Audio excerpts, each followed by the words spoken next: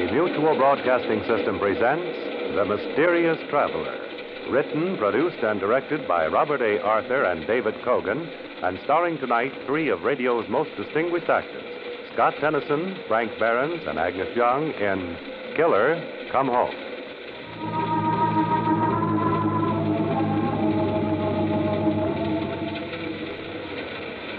This is the Mysterious Traveler, inviting you to join me on another journey into the realm of the strange and the terrifying. I hope you will enjoy the trip, that it will thrill you a little and chill you a little. So settle back, get a good grip on your nerves, and be comfortable, if you can. For tonight, we have a different kind of story. We're traveling into a remote section of the Kentucky mountains, where the ties of kinship are stronger than the law, to join two escaping convicts. It's the story I call Killer Come Home.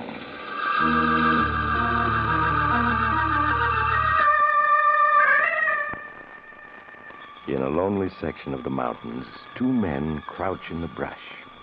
Far in the distance, they can hear the siren of the state penitentiary from which they've just escaped that evening. Listen to Waylon Willie. They're sure anxious to get us back, Harry. They're not getting us, Missouri. We're not going back. I sure hope you're right, Harry. I'd sure admire to know just where we are going. We're heading for Deep Valley. Deep Valley, where's that? Cross four ridges and you come to it. It's just about lost back in the hills. And what's that for us? My old home. My ma and my brother Tom. They'll hide us out. You sure of that? Blood's thicker than the law in these parts. Not that brother Tom and me ever got along good. But he'll hide us out. Or else. Or else what, Harry? Or else Ma... Listen. Huh? What is it? I hear a car coming up this road. A car? Yeah. Yeah, you're right. I can hear it now, too. That's an old jalopy. Duck down, let it go by. Nothing of the sort. We're going to stop it. Stop it, you crazy? Every one of these old hillbillies have to have a shotgun beside him. You leave this to me. Okay, Harry, you're calling the cards. Now, I'll talk to him. You slip up from behind.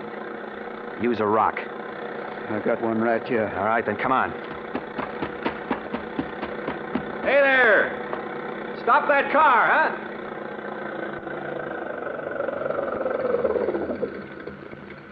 What is it? What do you want? I'm a deputy sheriff.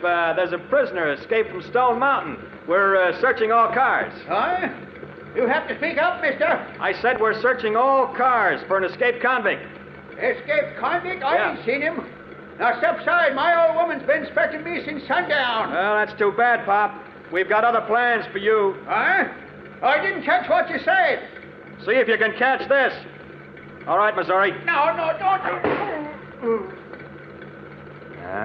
Good work. That takes care of him. What are we going to do with him now? Take any money he's got and tumble him into the bushes. And then we'll ride the rest of the way to Deep Valley to pay a surprise visit to my old Ma and dear brother Tom.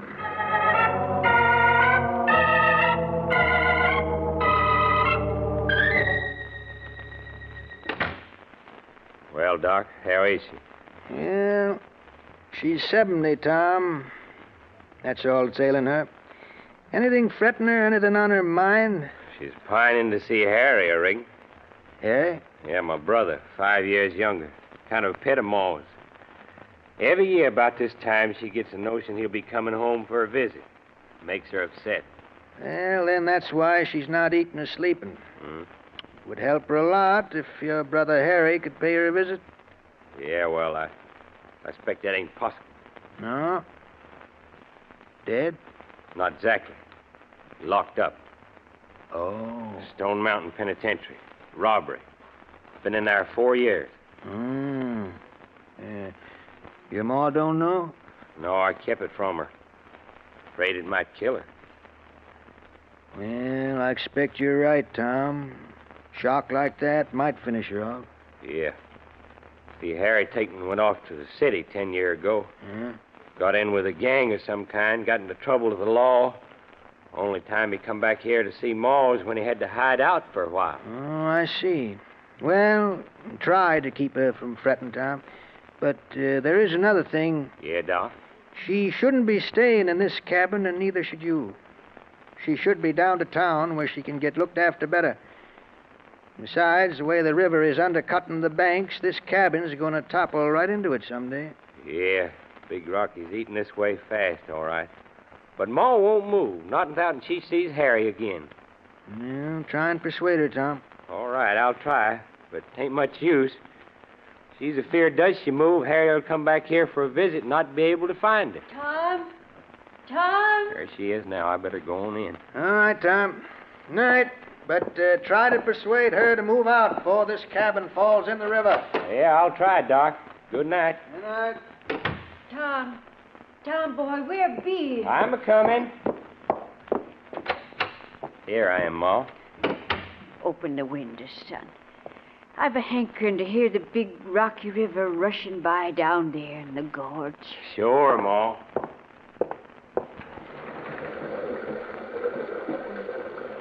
The river's loud tonight. Coming closer and closer. Ain't it, Tom? Yeah, too close. When I was a pup, there's 4 acres of cornfield twixt us and that there gorge. Now it's hardly room for a hill of taters. Been trying to get us ever since your pa built this cabin, old River has. Eating away toward us year by year. But he's never got us. And he never will. He will if we don't move. Ma, now listen. Doc Hawkins is right. He's right. We got to move from here down to town. All right. We'll move, Tom. But only after Harry comes. If we was to move, he might not find us. He might not know where to look. But, Ma... My mind's made up, Tom. Harry's coming soon. I know he is. Then we'll move. Yeah, but supposing he don't. Now, last letter he wrote, he's mighty busy. Suppose he don't come for quite a spell. He'll come. He's on his way now. Now, Ma, Don't try to tell me no, son. Something inside me tells me when Harry's coming to see me. And I never been wrong yet. Right this minute, my boy's on his way home to see his ma.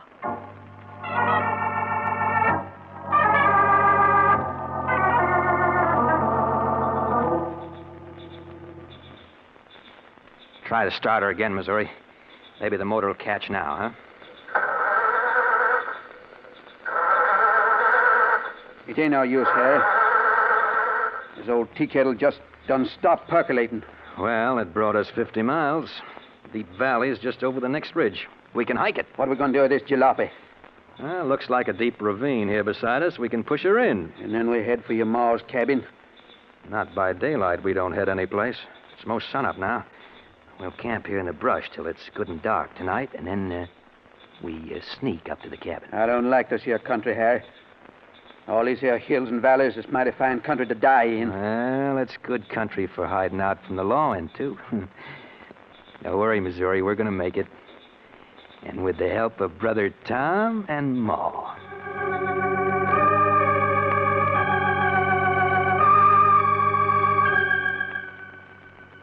Tom. Oh, yeah, Ma. I guess I was dozing off right here in my chair. Turn down the lamp, son. Smoking bad. Oh, sure. There. Gonna have to clean that lamp chimney tomorrow. Well, it's 9 o'clock. Past time for you to be in bed. Just a minute more, Tom. Foggy out tonight, isn't it? I can smell the fog in the air. Yeah, foggy and dark. Won't be moon up for most nigh an hour. Huh? What was that, Tom? Sounded like a rock slide.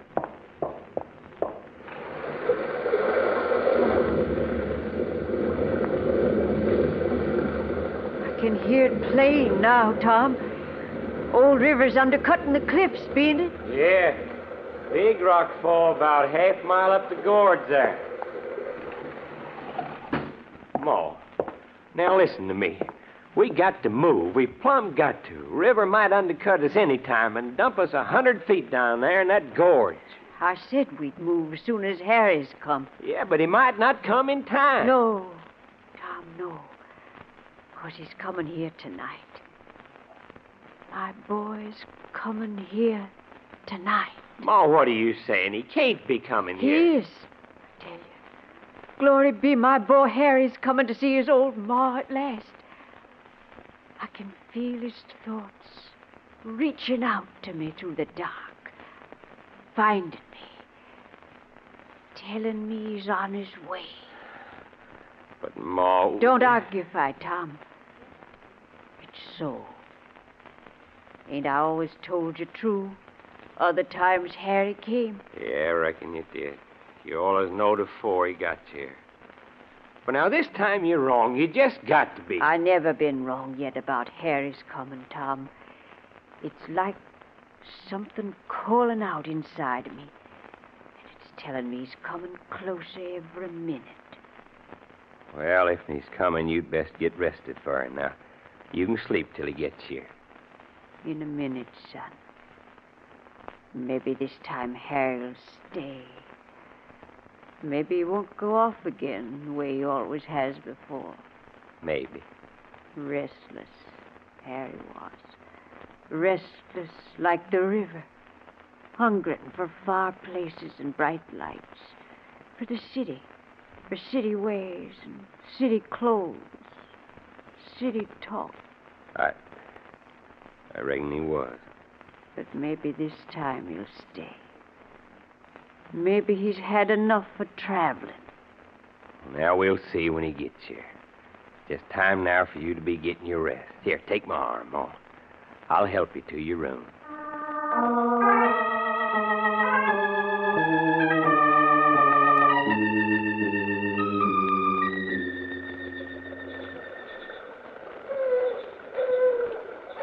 Listen to that, Harry. There's a bloodhound. All right, Missouri, so it's a bloodhound. Well, they're closing in on us. They guessed we'd come to this valley. They got patrols out with bloodhounds looking for us.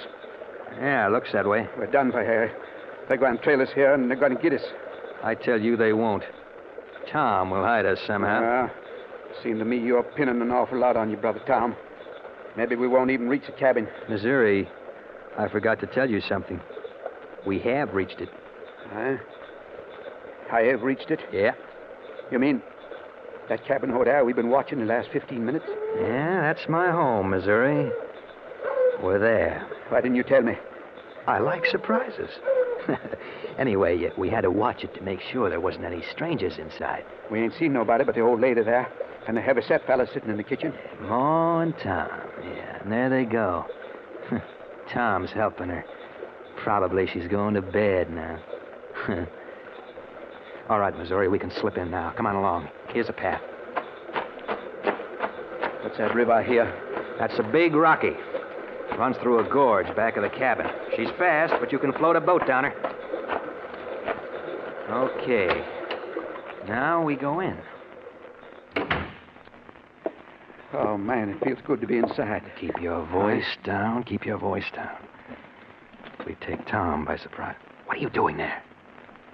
I'm just pouring a little coffee here out of this pot. Ain't very hot, but... Man, it sure tastes good. Well, pour me some. Come on. All right, sure. There you are. Oh, boy, that went down good. 24 hours since we've eaten. Listen. That bloodhound's closer. Quick, wipe that cup. We'll duck into the storage lean-to. Well, why do we have to hide from your brother? We don't. But I hear somebody coming up the path. Come on. All right, then, quick. Let's get ourselves hid. This way. Come on.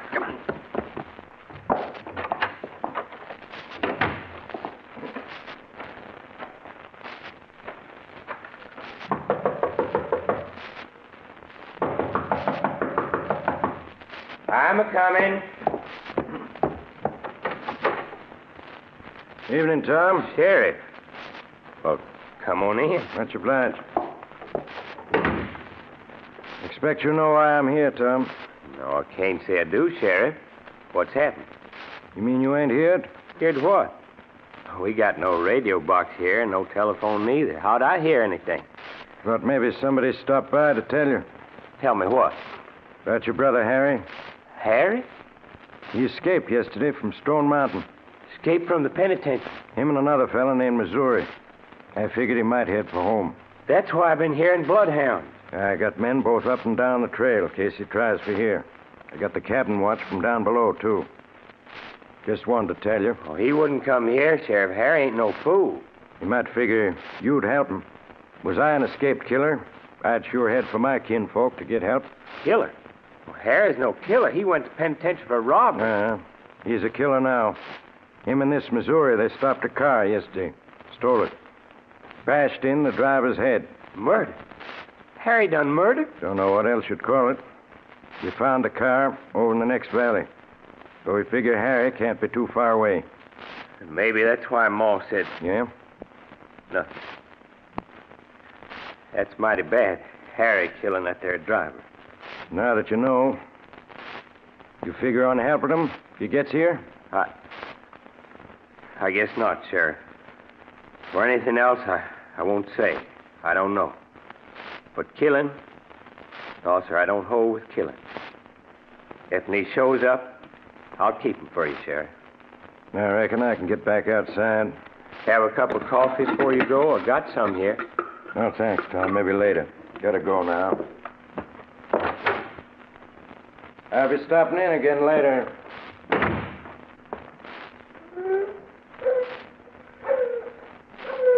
Bloodhound. For Harry. Harry out there in the dark. Bloodhound on his trail. Ma mustn't know. She mustn't never know. Coffee. Yeah, I guess I'll have a cup myself. It's empty. It's funny.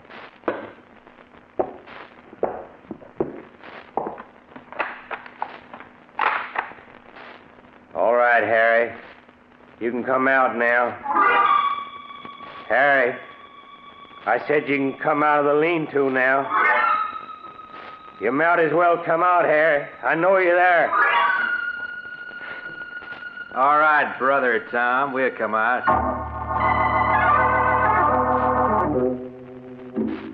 All right, Harry. Stand there. I got my gun here, and she's loaded. I suppose the empty coffee pot gave us away, That's right. I knowed I hadn't emptied it. And then it come to me somebody must have slipped inside while I was in there with Ma. Well, I was coming out anyway. I just didn't want the sheriff to see me. Yeah. Your friend can come out, too, now. Come on out, Missouri. Tom knows you're here. All right, Harry.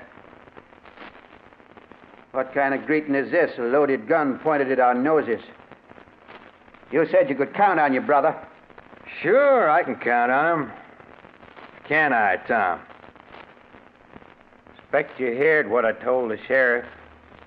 That still stands. He's going to turn us in. Oh, no, he isn't. You're staying right where you are, Harry, till the sheriff gets back.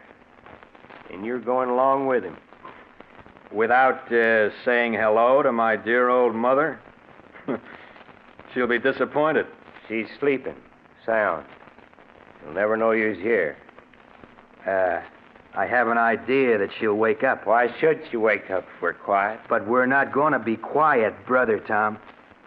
When the sheriff comes back, we're going to make a real loud racket. But then she'll hear you. She'll know you're here. That's right. Then she'll know.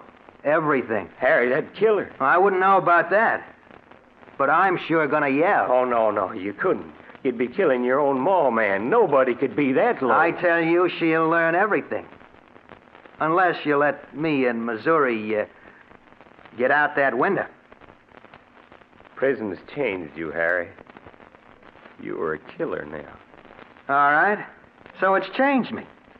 And I'm not going back. No matter what happens. Now, you going to let us go out that window or not? Out that window. That's what I said. The door's being watched. We heard the sheriff say so. Maybe they're watching the back, too, Harry. Oh, no, not a chance. It's only about 100 feet to the cliffs above the river. But there's a path down to the water and a boat anchored down there. Once we get to that boat, we can drift right out of this state. Tom, is that boat still there? Yeah. Boat's still there. Tied up further down, though. We'll find it. Well, how about it? Going to let us get out that window the way I used to go when Pop was on the rampage after me? Or do you want me to wake up more so I can tell her goodbye before the sheriff drags us off to be hanged? All right. No. No, I can't let you do it. The law's the law. Sheriff's coming up a path now. You two just stand still. Tom, I'm warning you. Be quiet. Come on in, Sheriff. Come in quick. What is it, Tom? You sound...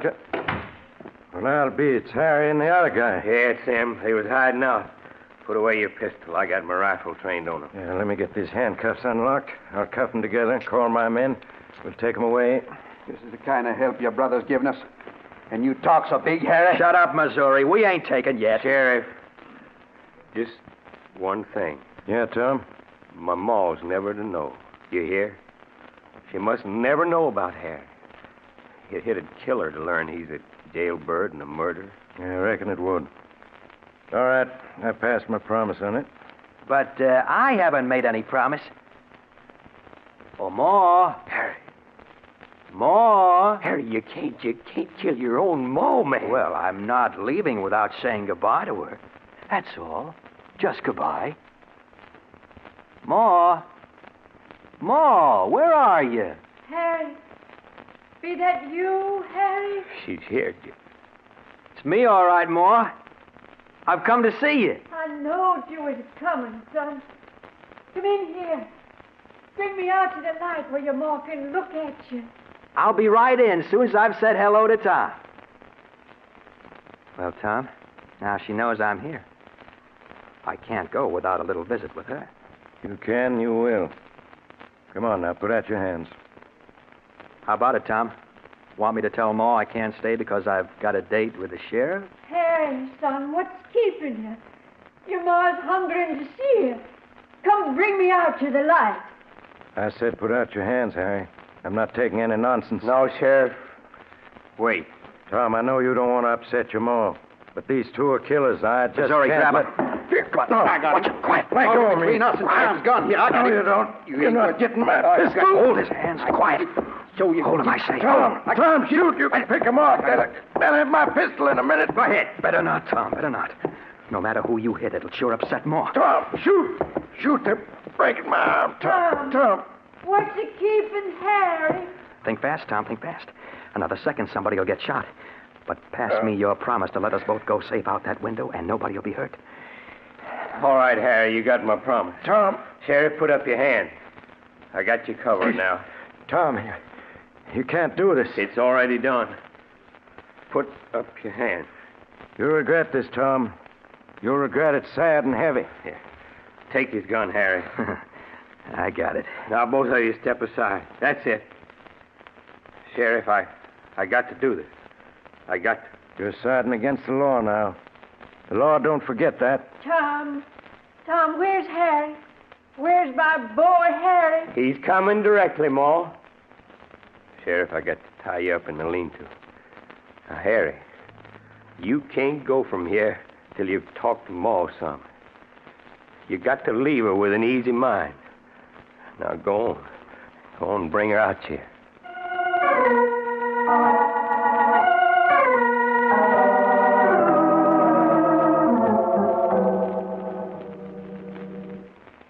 So that's where you've been, Harry. Out in California, raising oranges. Yeah, Ma. Oranges. A whole 1,000 acres of orange trees, with the hills on one side and the sea on the other. And the orange blossoms filling the air with perfume, like when the gates of heaven are open. Oh, it must be pretty. I should like to see it, Harry. You're going to, Ma. I'm going to send for you to come live with me there, Ma. Soon, Harry. You send for me soon. Just a week or two, Ma. And then you'll be able to sit out on your own porch and, well, pick oranges right off the tree. How much longer we gotta wait? It's been half an hour already. Hush. Ma's almost asleep. You go as soon as she dozes off. Tell me more about it, Harry. More about California. Oh, it's a grand place, Ma. It's got mountains standing tall like the glory of God. And then there's the ocean, the Pacific. I've never seen an ocean. This is the biggest ocean there is, Ma. And the bluest. And the sand on the beach is the whitest. And the waves come in. Big blue waves that have traveled all the way from China. And they bring a breeze with them that smells of tea and spice and ginger and cinnamon. And all you have to do, Ma, is sit there in the sunshine and soak up strength and watch the ocean on one side and the mountains on the other, with the birds singing and the flowers blossoming. All right, Tom. I've done what you said. I've talked her to sleep. All right. You can go on now. It's about time, too. I've been hearing them bloodhounds all the last half hour. Don't you worry about them. We're going to float right past them down the river, 50 miles before morning. You better be getting. It's almost moon up. Here's the sheriff's flashlight. You got to keep the sheriff here till we're safe past South Fork, understand? Yeah, I'll keep him here till you're beyond catching. And let's get the window open, huh? There, she's up. All right, Missouri, you first. Just ease through and drop, huh? It's only about 6 feet. Anything you say, Harry. Harry, don't do it. Stay, both of you, and take your trial. I'll get you the best lawyer in the state. Oh, what a preacher you'd have made. Go on, Missouri. Push yourself off. Sure powerful dark out here. Can't see a thing. Well, that's what we want. Now, go on. Drop. All right. I'm a-going. Now it's my turn. So long, Brother Tom. I'll see you. In California. They're gone. They're gone. All right, Sheriff. Rick, I can set you loose now. Let me get at them knots. You let him escape, Tom. That's going to go bad for you. Done what I had to do. There. You're free. I reckon they're beyond catching, but if I hop out after wait. them, Tom, you're not delaying me anymore. I don't aim to. But look at that window. Now shine your light down at the ground. Shine my light down. Great Davy Crockett. Tom. I had to do it, Sheriff. There wasn't no other way. I couldn't let him escape, but I couldn't let him kill my ma either. So that's it. The river's undercut right up to the foundations of the house. No ground at all outside the window.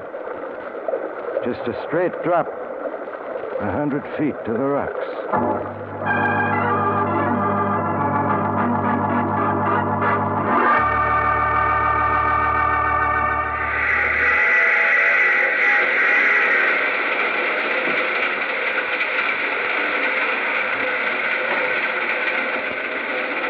You have just heard The Mysterious Traveler, with a title role played by Maurice Costler. Others in the cast were Scott Tennyson, Frank Behrens, Agnes Young, and Bill Smith. All characters in this story were fictitious, and any resemblance to actual characters was purely coincidental. Original music played by Alfinelli. Grayson Enlow speaking. This is the Mutual Broadcasting System.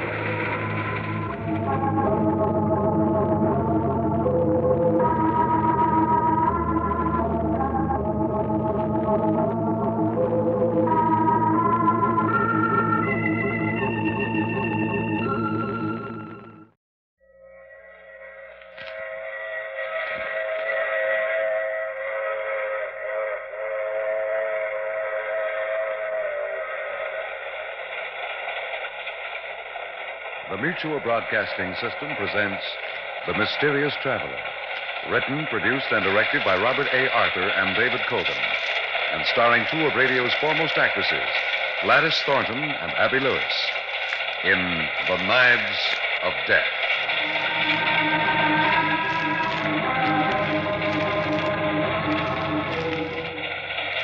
This is the Mysterious Traveler, inviting you to join me on another journey into the realm of the strange and the terrifying.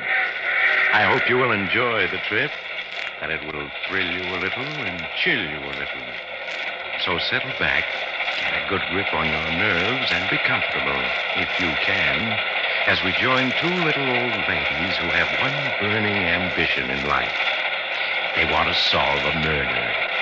It's a story I call The Knives of Death.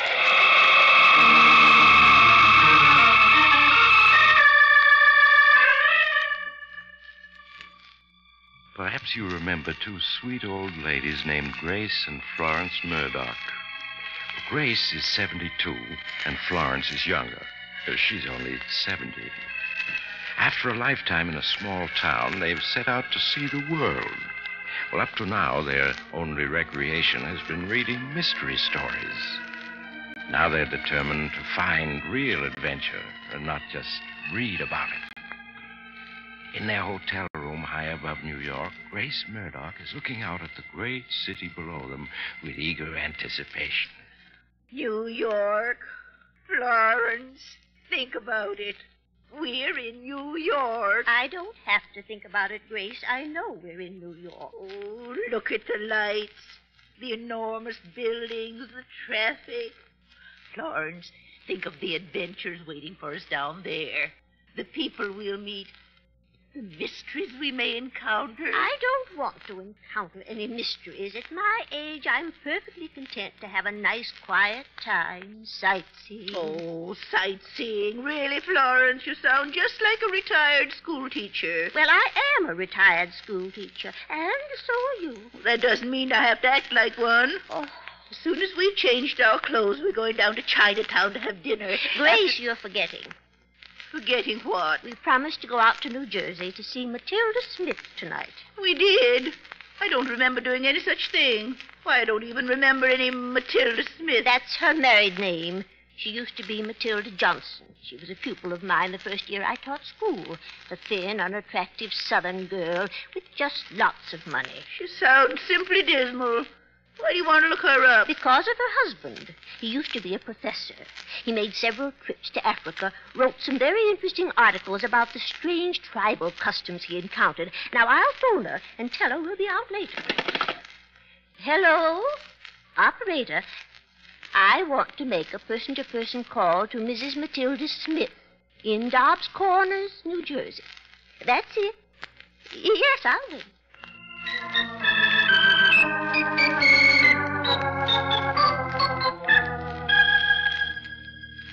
There, that's it. The chairs are all in place. Now the table to hold my notes. Will you help me move it, Matilda, my dear? But be careful of the African knife. It might... Oh, Maximilian! It almost hit my foot. I told you to be careful, my dear. There, I have it. Oh, what a beauty it is. Sharp as a razor. And notice the carvings on the blade. The greatest witch doctor in Africa made this knife. I don't want to hear about it. And I forbid you to talk about it tonight, do you hear? I forbid you. But our little gathering tonight is for the express purpose of hearing my talk on the worship of death among the Dambongi savages of Africa. And a very select group it is. The leading grocer and his wife, the owner of the local garage and his wife, Chief of Police Hoffman, all our very best neighbors. You can talk about something else. Why do you have to talk about death all the time? Death, death, death. You know how it frightens me to think about it. But we discussed all that, my dear. And we agreed that the only way to overcome this morbid fear of yours is to face it. Now, what is death? Oh, it's just a word. Nothing to be afraid of. We all must die in time, some of us sooner than others, but there's no need to cower in fear of the inevitable. But, Matilda, You're just talking this way to torture me. You want me dead. You'd kill me if you're dead, but you don't dare. You know the whole world would know the truth. My love, you're hysterical. You must calm yourself. Remember, we have guests coming in a few hours. Well, I do believe we're going to have a storm, too. Well, it'll just make an appropriate setting for my little lecture. The Dambongi savages, you know, believe that on a stormy night, Death is able to walk abroad to select his next victims. Maximilian, if you talk like that anymore, The phone, Matilda. Hadn't you better answer it? Yes. Oh, Florence Murdoch. Oh, Florence, yes, I do want you to come right away. No, you must come tonight as soon as you can. I want you to protect me. My husband's trying to kill me. He's trying to scare me to death.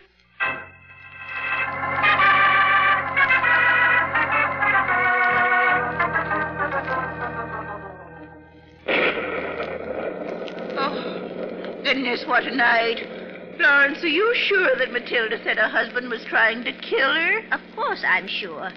She said he was trying to scare her to death. Oh, do you realize that we've read over 1,000 mystery novels, and in none of them has a victim ever been scared to death? What of it? Don't you see? It's a brand new murder method. Why, Florence, this may be an adventure, if much more exciting than a trip to Chinatown. That's a very callous attitude. I only hope we're in time to help Matilda. Over the telephone, she sounded positively terrified. Tell me again all you know about her, just in case. Well, she has lots of money, and she's very stingy with it. A few years ago, she married this professor, a man much younger than herself. Apparently, he married her for her money. He's been furious at her ever since because he can't get his hands on any of it. Go on. Oh.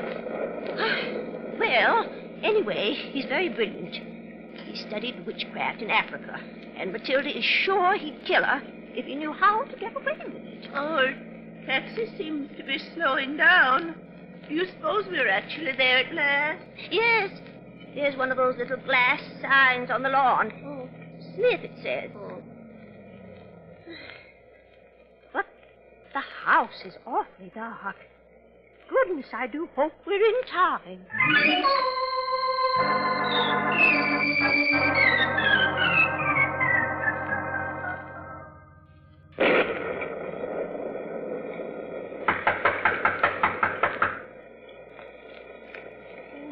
Is anyone home? They're an awful long time answering. Matilda said the professor was giving a talk tonight to some friends. Maybe they don't hear us.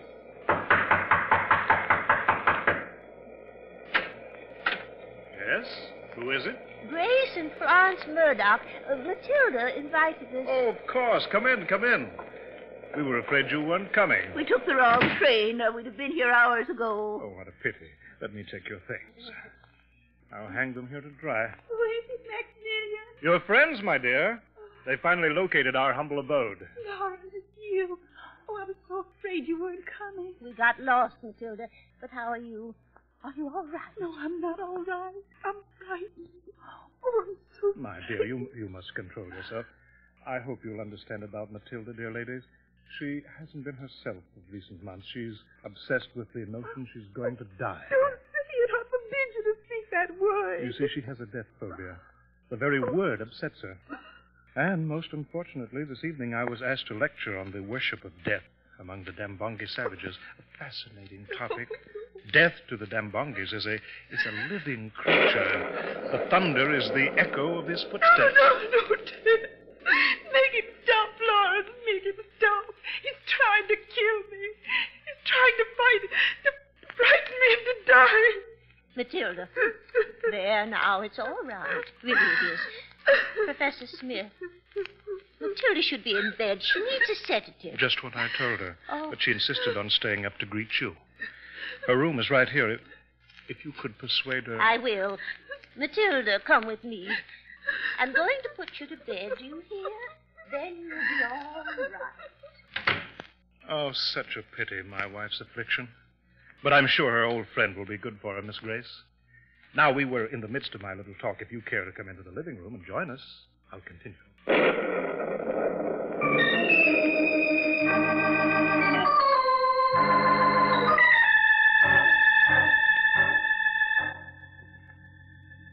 And now, my friends, having discussed the curious beliefs concerning the subject of death held by these savages, the Dambongi tribe of Central Africa, I'm going to show one of the sacred knives of the tribe. I'll hold it up here.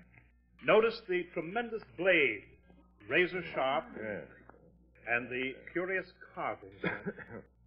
The Dambongi believe that a knife like this is the house in which death lives, and that such a knife possesses a life of its own, and can seek out and kill a victim with no human hand touching it. That's superstition, of course. But still, strange things do happen in Africa. I'll pass the knife among you for closer inspection. Chief Hoffman, would you care to look at it? Yeah, I guess so. Handle it carefully. It could give you a nasty cut. Oh, look out. Dear me, you dropped it. Well, I have it. No harm done. Seemed to twist right out of my hand, like it was alive. The unexpected weight, of course. But perhaps I'd better not pass it around. Someone might be cut. Instead, I'll start the projector and show you the exotic tribal dance in which this knife was dedicated to death.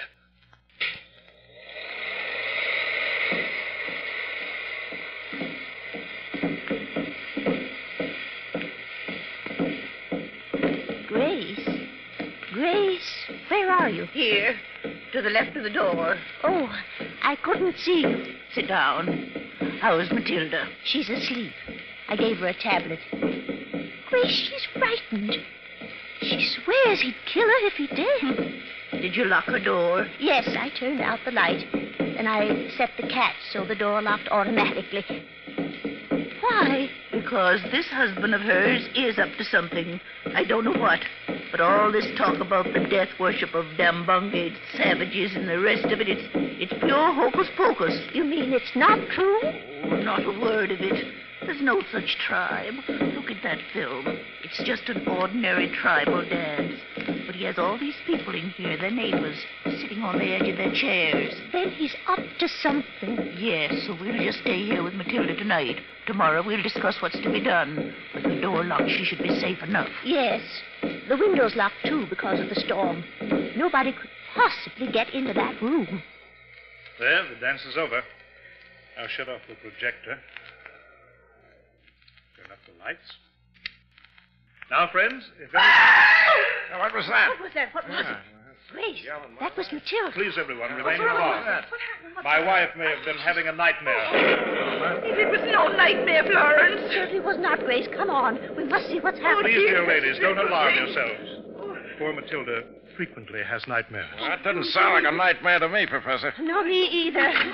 Oh, I forgot. I locked her door just now. I'm sure she's all right. But just to make certain. Matilda, my love. She doesn't answer. Then perhaps we had better break the door down. Chief Hoffman, if you'll help me. Yeah, sure. Then come on. Once. Twice. All right, now once more. That does it. Now let me find the light switch here.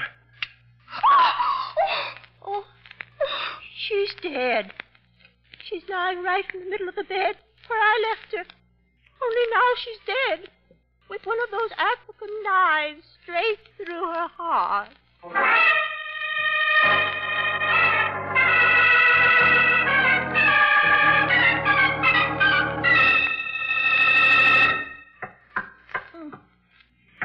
This wall's perfectly solid.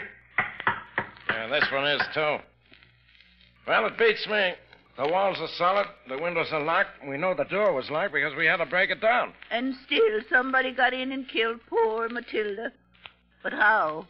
It's extremely puzzling. More than puzzling, my dear Miss Murdoch. Impossible. Surely by now it's obvious that at last Matilda could endure her terror no longer and ended it by seeking the very death she feared. Nonsense. You mean you don't think so? Of course not. I've known Matilda since she was a girl. She was always emotional. She certainly wouldn't kill herself. Florence is quite right. Nobody who worries so much about dying ever kills himself. Then, my dear ladies, we have an impossibility. If in this tightly locked room my wife didn't kill herself and wasn't killed, what other answer remains? I don't know yet. If we rule out those two possibilities, we're left with a picture of a huge African knife, dedicated to death by the mystic spell of an African witch doctor, rising in the darkness, floating through the air, and plunging itself into its victim's heart. Nah, she killed herself. That's what I say. I stick to it. Just how did that knife that killed Matilda get in this room? I don't think that's been explained. I brought back a pair of them from Africa.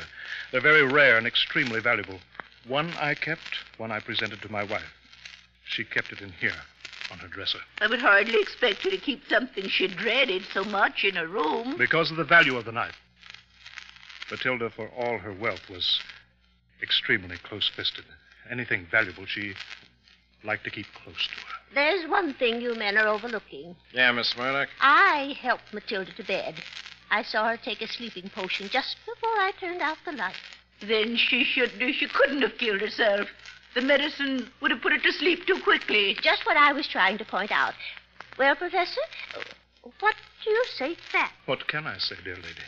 Only what I've said before. Here in this locked room was a knife, animated by the very spirit of death himself. The storm is raging outside. The sleeping spirit in the knife stirs. The knife moves. Now, this is Dobbs Corners, New Jersey, not Africa. That kind of stuff don't happen here. I say she killed herself. It's the only way it could have happened. And I'm going home. I decided there ain't no case here for the police, and that's that. Yes, of course, you're right. It couldn't have happened any other way. I'll see you to the door and tell my other guests that they're at liberty to go home. You will all understand that I want to be alone with my grief. Well, Grace, you wanted adventure tonight. I guess you've gotten it. Poor Matilda. That monster murdered her. The least we can do is avenge her by proving it. If he murdered her, I'm sure I don't know how. He was out in the other room talking to us when she died. Yes, he was just turning up the lights when she screamed. Oh, but we must try. There's the knife he was showing us there on the table in the hall. Get it for me, will you? All right, though I can't imagine why you want it. Here it is. Now, bring it over here to the bed. There now. Hold the knife close to the one that killed Matilda. I want to make sure they're identical. Very well, Grace. Grace! What, Florence? This knife in my hand. It moved all by itself. Look, I'll show you. I'll hold it close to the first knife like this and... See? It practically jumped to touch the other knife. That's very strange. Let me try it. You're right. There's a strong and definite attraction between these two knives. As if there was something living in them, just like Professor Smith said. Yes, and I think I know what it is. Oh, the lights almost went out then. Yes, lightning struck the wires. But, Florence... Yes, Grace? I need 10 minutes. Go out and somehow try to keep the professor from interrupting me for that long. But how? Oh, how do I know? Use your feminine wiles on him. I never learned any. That's why I'm an old maid. Then faint or do something, anything. But I need 10 minutes to discover the kind of black magic Professor Smith used to kill Matilda without ever coming near her.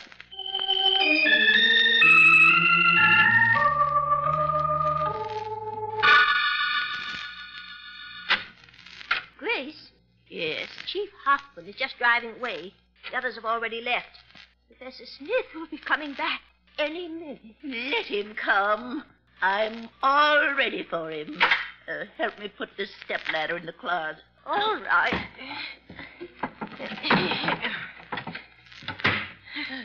But what in the world were you doing with the stepladder? I found it in the hall, and I was using it to practice black magic. Grace, what on earth are you talking about? Look around and you'll see what I mean. I don't see a thing different. There's poor Matilda's body, just as we discovered her. And everything else is the same, too. Not quite. Florence, look at the knife that killed Matilda. Notice how straight it went into her heart. Why, yes, perfectly straight. And from reading more than 1,000 mystery novels, we know that when anyone strikes a fatal blow, it usually enters at an angle. Of course it does. And this knife went in as straight as if it had fallen point foremost and... That's it, Florence. Now you're looking in the right place. The ceiling! Directly over Matilda's bed. There's a huge knife lying right against the ceiling. I just finished putting it there. But what makes it stay there? Black magic, Florence.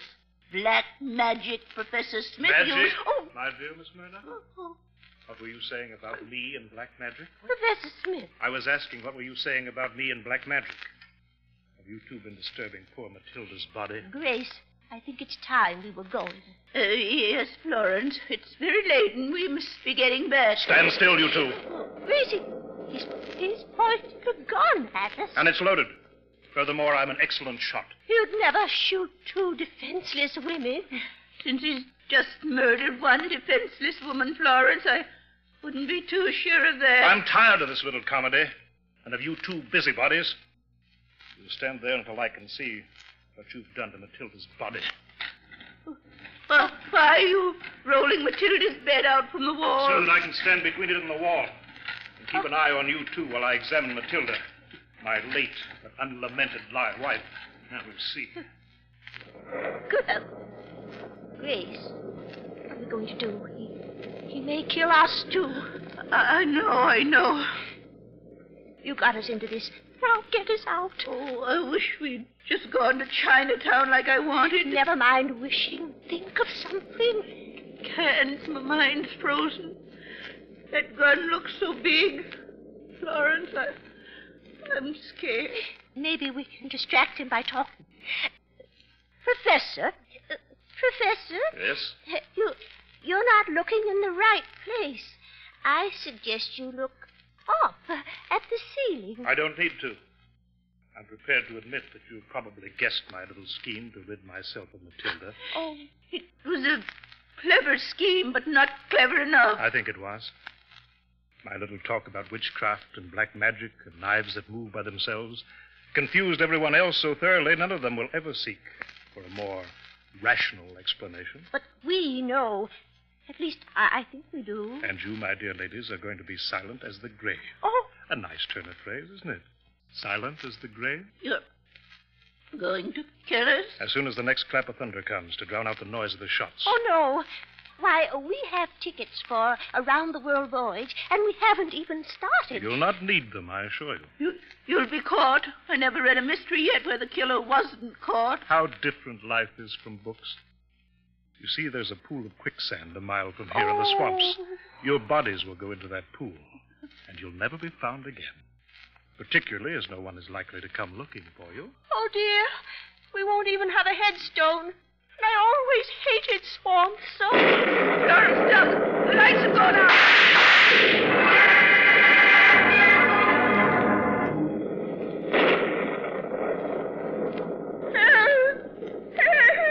Florence, where are you? Florence! I'm here.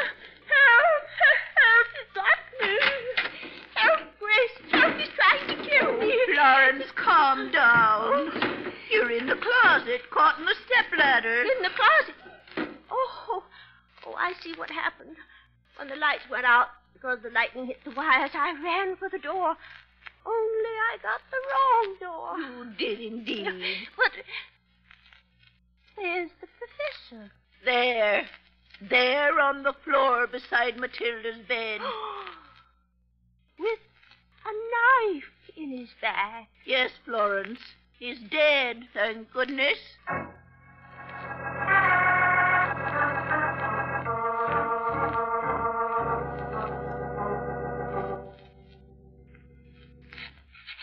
Dear Diary, tonight we actually solved a murder, and in a locked room, too. The manner in which we solved this dastardly crime. Grace? Yes, Florence? I'm writing up our diary. Yes?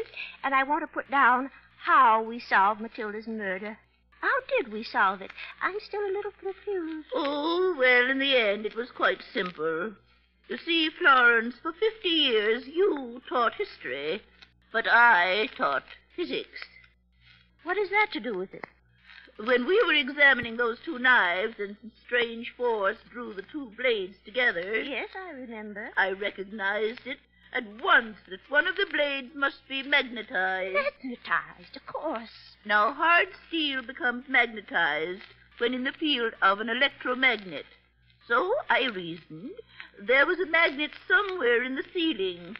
And when we got Chief Huffman to come back, he found it under the floor of the room above, directly over Matilda's bed. So all Professor Smith had to do was to switch on the electromagnet, then place the knife against the ceiling, and it stuck there? Exactly. You helped Matilda to bed. Neither of you noticed the knife because the room was lighted only by a small bedside lamp. Then 10 minutes later, in the living room, the professor pretended to switch on the lights. At the same time, he pressed the switch that controlled the electromagnet. And the knife fell and plunged straight into Matilda's heart. Poor thing. But how did the professor get killed? You kind of slurred over that in telling Chief Hoffman what happened. Why, in testing the apparatus, I put the second knife against the ceiling, and the electromagnet held it there. Yes? Then the professor came in and stood under it while he pointed his gun at us and waited for a flash of lightning. That was like a bad dream. But when the lightning came, the flash blinded him. We ducked. The lightning itself struck the wires, cutting off the current and causing the electromagnet to cease working. So that the knife fell and killed the professor. He was destroyed by his own evil scheme. Exactly. By his own black magic, it killed him. You might even say he was executed by heaven itself.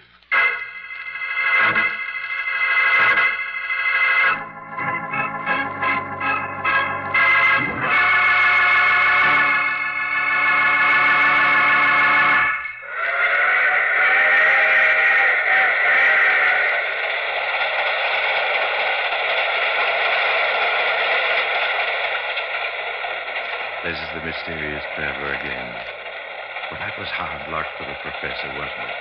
It's really too bad when a murderer has a perfect scheme and kills him, too. And just because the lights went out. So Grace and Florence Murdoch are going to London soon.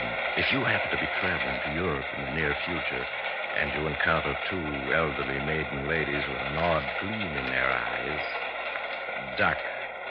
Because you may be involved in a murder before you know it. You may even become the victim. Oh, that reminds me of my story for next week. A Coffin for Charlie. It's about an Englishman who inherits a coffin, $1 million coffin, which he... Oh, you have to get off here. I'm sorry. But I'm sure we'll meet again. I take this same train every week. At this same time.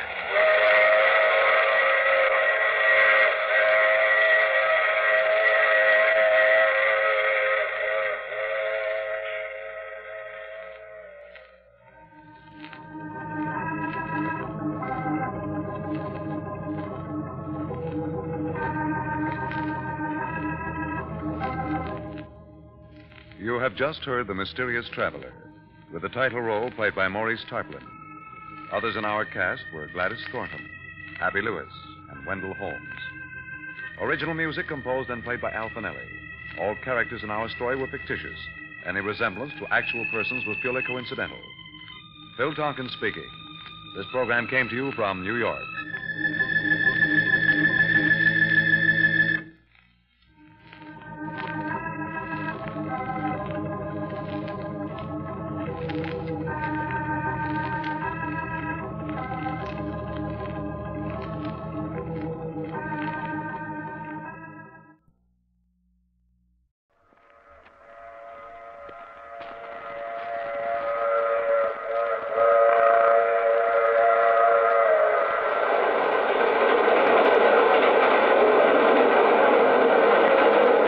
Mutual Broadcasting System presents The Mysterious Traveler.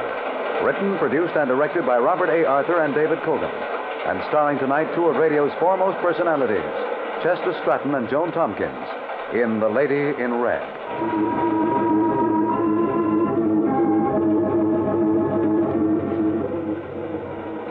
This is the Mysterious Traveler, inviting you to join me on another journey into the realm of the strange and the terrifying.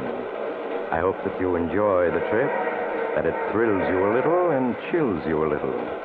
So settle back, get a good grip on your nerves, and be comfortable, if you can, as we join crime reporter Bill Storm on the strangest manhunt ever conducted.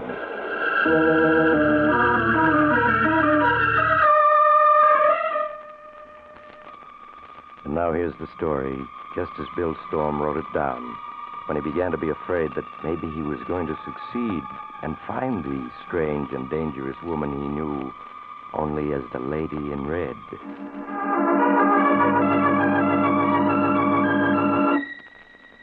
My name is Bill Storm. I'm a newspaper reporter. And I'm writing this because I have a date tonight A date with a gorgeous brunette with big dark eyes and the softest voice in the world. Sounds nice, doesn't she? Well, I'd like to believe she's nice, but I can't. In my heart, I know she's the most dangerous woman in the world. And up to a week ago, I'd never even heard of her. A week ago, the day of Rusty Dean's funeral. You know, the big shot. Gambling, slot machines, killed by a solitary gunman while stepping out of his nightclub. They didn't catch the killer, but they gave Rusty the biggest funeral since Prohibition. I was on the rewrite desk that afternoon. My best friend, Tom Jarvis, was covering the funeral. Well, along about 4, he phoned in. First, he gave me all the dope on the funeral, and then he started telling me about some brunette he just met. He was always a sucker for brunettes. Bill, she's a knockout. Big black eyes and the smoothest, softest voice in the world. I want you to meet her. No, blondes are more my style, Tom. Anyway, you're supposed to be working, or have you forgotten? I am working. Listen, Bill, I got a front-page story here. Theda led me to it. Who did? Theda, that's her. Theda. Theda. Like Theda Barra, the old silent picture star. Now, this is how it happened. I was watching the crowd at Rusty's funeral when I spotted a trim little number in red whispering to Joe Nelson. Who's Nelson? Well, Joe Nelson, the small-time thug. Well, anyway, she moved off, and I thought she might be a relative of the deceased, so I asked Joe about her. Well, he claimed he'd never seen her before, and that all she said to him was, 4 o'clock at the Banner Bar and Grill. 4 o'clock at the Banner Bar and Grill? That sounds like a message. Well, that's what Joe figured, only he decided she delivered it to the wrong guy. Well, I sort of wanted to see her again, so I persuaded Nelson he needed a drink. We slipped around the corner here to the Banner Bar and Grill, and sure enough, she was here waiting for us. Now, Tom, watch yourself. Bill, you got the wrong idea. She's a perfect lady. Yeah. Now, what about that big story you claimed you had? Oh, well, I'm coming to that. But honest, Bill, I want you to meet Theda. You'll go for her. Now, look, I'm going to put her on the phone to say hello. Here she is. Theda? Hello, Bill Storm. Hello, Theda. Is that your real name? Yes. Don't you like it, Bill? Ah, sure I like it. What's the rest of it? There isn't any rest of it, Bill. Just Theda. Nobody is just one name. Not these days. I have, Bill. But here's Tom again. Listen, Bill, I'm going to fix up a date with her for you. But here's the story I promised you. Joe Nelson has been getting quietly plastered. And from what he's let slip, I'm positive he's the gunman who killed Rusty Dean. He is? Then hang on to him. Well, I am. Now, you get a car and come down here. We'll smuggle him up to the office and work on him. Maybe we can get the whole story out of him. I'll be there in 15 minutes. Keep buying him drinks till I get there. What's the address? It's on the corner of 5th and Spruce. Hey, Bill, 2 men just came in the door and they got Tommy guns. They're after Joe Nelson. Tom, what happened? They just mowed him down. And Theda's gone. She slipped away when they came in. Hey, Bill, they're coming over toward this phone booth. They're going to shoot. Bill! Tom! Tom! Bill, find that girl. She knows who they are. She's working with them.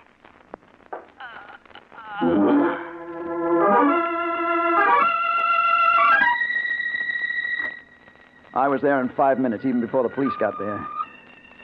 The place was deserted, except for the 2 dead men. Joe Nelson, the gunman, and Tom. Tom, my best friend, led to his death by a girl in a red dress.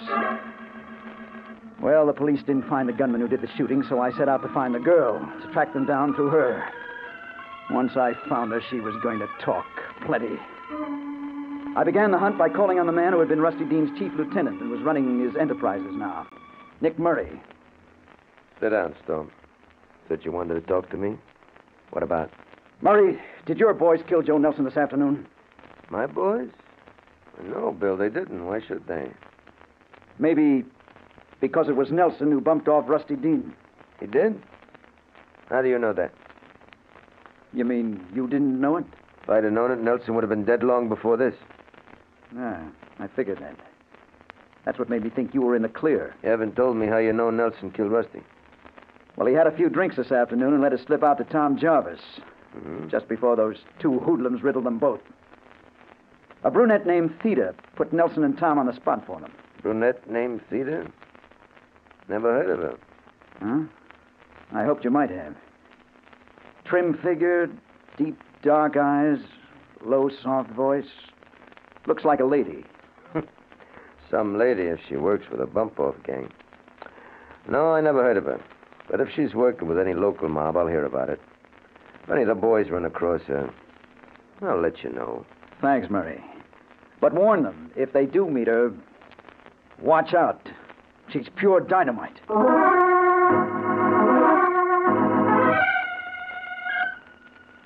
Well, that was one lead that got me no place. So next I dropped in on Captain Hughes, the head of homicide, to ask if the police had gotten any fingerprints off the glass that the girl had been drinking from. Sorry, Bill. No dice. You mean you didn't get anything from the girl's glass? Not a thing. You see, she hadn't touched it. None of the liquor was gone. Well, now that proves she wasn't on the level. Well, not necessarily. But I've issued orders to have her picked up if she's found. We tried to get a description from Gomez, the waiter who served them, but... But what?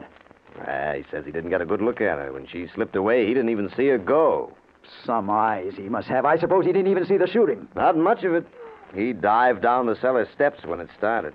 He's in the Civic Hospital now. I'm going out there to talk to him. He must have noticed something.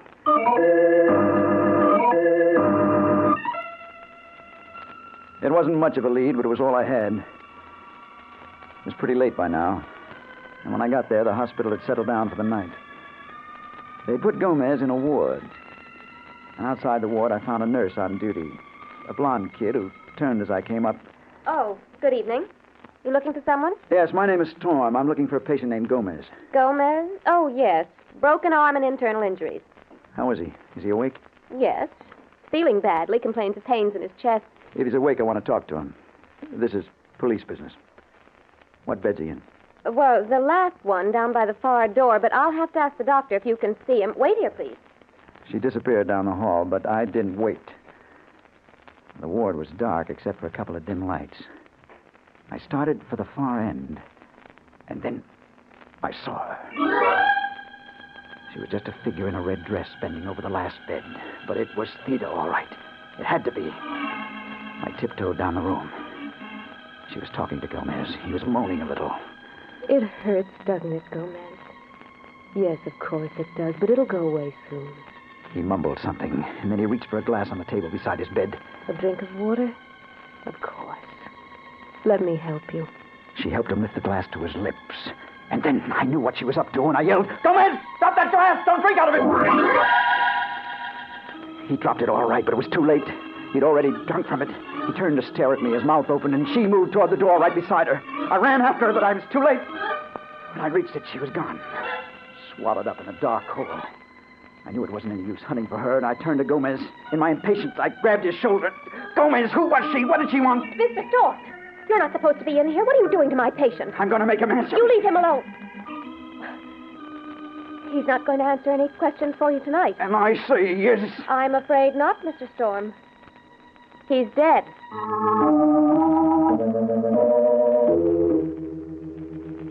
Yes, he was dead, all right. The only possible witness who could lead me to her, and she eliminated him.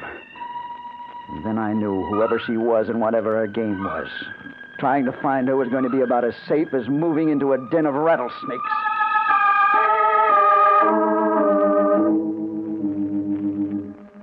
I put in a bad night, trying to figure it all out. And the next morning, when I got down to the paper, my eyes looking like two holes burned in a blotter, I hunted up my editor, Henry Holloway, in the city room. Well, look at Frankenstein. What happened to you, Bill? Oh, I'm all right, Henry.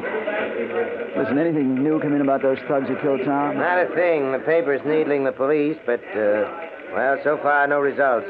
And there won't be either, till we find that girl in red. She's the key to the whole thing, I know it. Aren't you getting a little hipped up about that girl in red? After all, she may be perfectly innocent. Oh, yeah? And how do you explain her killing Gomez last night just before I could question her? Bill, are you sure that you didn't imagine you saw her at the hospital? After all, nobody else did, not even the nurse. Imagine it. I heard her talking to him. In a soft, honey voice, as if she was bringing him flowers instead of poison. Well, that's another thing. The hospital autopsied Gomez and found no trace of poison.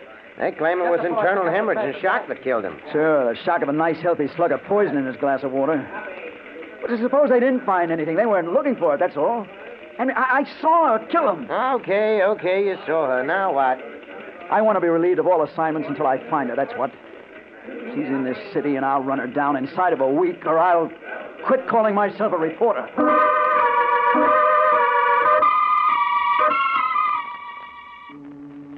A week, I said. It didn't take any week to find her. Not that girl. She got around too much. I saw her again just 1 hour later. It happened like this. I went back to my apartment, dropped into a chair beside my window, and I started to figure my next move. The window looks out on another building across an air shaft, not 10 feet away. Well, I'd been sitting there about half an hour when out of the corner of my eye, I saw someone in the room directly across from me come to the window and stand there looking over at me.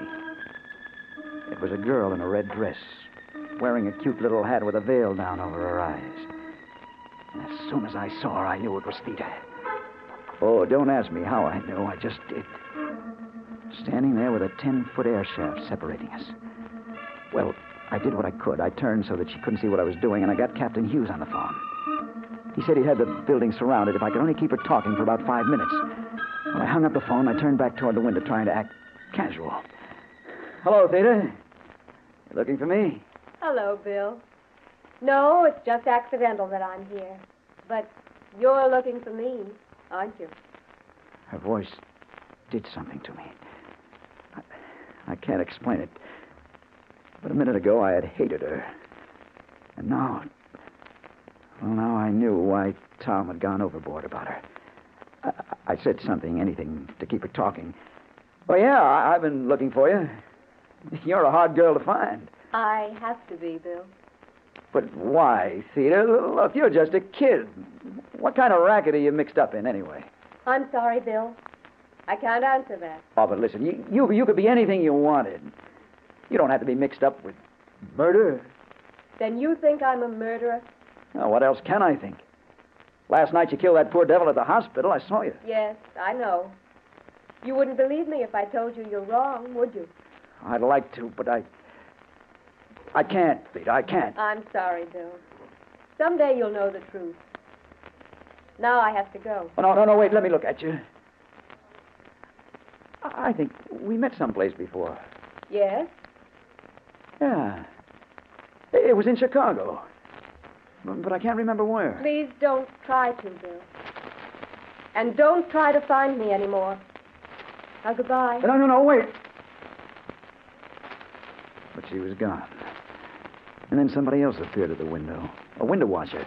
He started to climb out on the sill to fasten his belt to the safety hooks. And I yelled at him, "Hey, you, that girl who was there, stop her." You mean the little number in the red dress? Yeah, where'd she go? Well, she went out just as I come in. Go after her, grab her. She's wanted by the police. Oh, listen, mister, I'm here to wash windows, not to chase dames. If the police want her, let them catch her.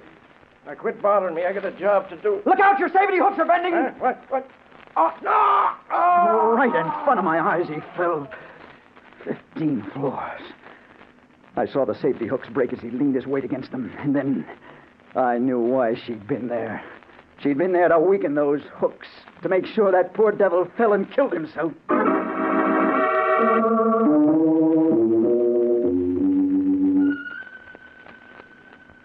Well, Storm, we didn't get her. She slipped through our fingers somehow. She was there, Captain. I saw her. I talked to her. Yeah, she was there, all right. We found a woman's handkerchief in the room. Initial J on it. Heavy perfume. Here it is. Lilac. Drenched in lilac. But the initials J. She said her name was Theta. She was kidding you. But she did the job, all right. Those safety hooks had been filed away to nothing. One of the local mobs is trying to get control of the window washers union. That's why he was killed. Intimidation. Sweet little lady, that one. But, Storm, the elevator boy who took her up, says she was a blonde, not a brunette. Oh, he's crazy. Her hair is as black and soft as midnight. You're getting poetic, aren't you? I wonder if you're still as anxious to find that girl as you were. Oh, Of course I am. And when I find her, she'll get what's coming to her. That's what I said. I didn't know for sure whether I meant it or not. I just knew I had to find her again. For 4 days, I combed the town for that girl. And then 2 nights ago, as I was walking home just about midnight, I ran into Dutton, a cop I knew, looking down the dark street and scratching his head. Hello, Dutton. What's the matter? You see a ghost? Oh, hello, Mr. Storm. No, but I got a funny feeling. I just saw that girl Captain Hughes once picked up. You did? Where? When? Well, just a minute ago. I was walking my beat when this dame comes past me, all dressed in red. Yeah, go on. What happened then? Where'd she go? Down the street. She turned into that door down there. Then come on. In 30 seconds, we were standing before the dark door that Dutton said the girl had turned into. It was partly open. And that's the door, Mr. Storm. But that's the entrance to her first storage loft. Now, why should she go in there? I don't know, but we'll find out. But let me go first. I got a gun here. I'll see what's going on inside here. He pushed the door open and stepped into the dark hall, and then I heard him call out. Hey, lady, I want to talk to you. Hey, you up there, put on those first. Dutton, who shot you? Was it the girl? No. She was just standing there. There was 2 guys upstairs hijacking the furs. Dutton. Dutton.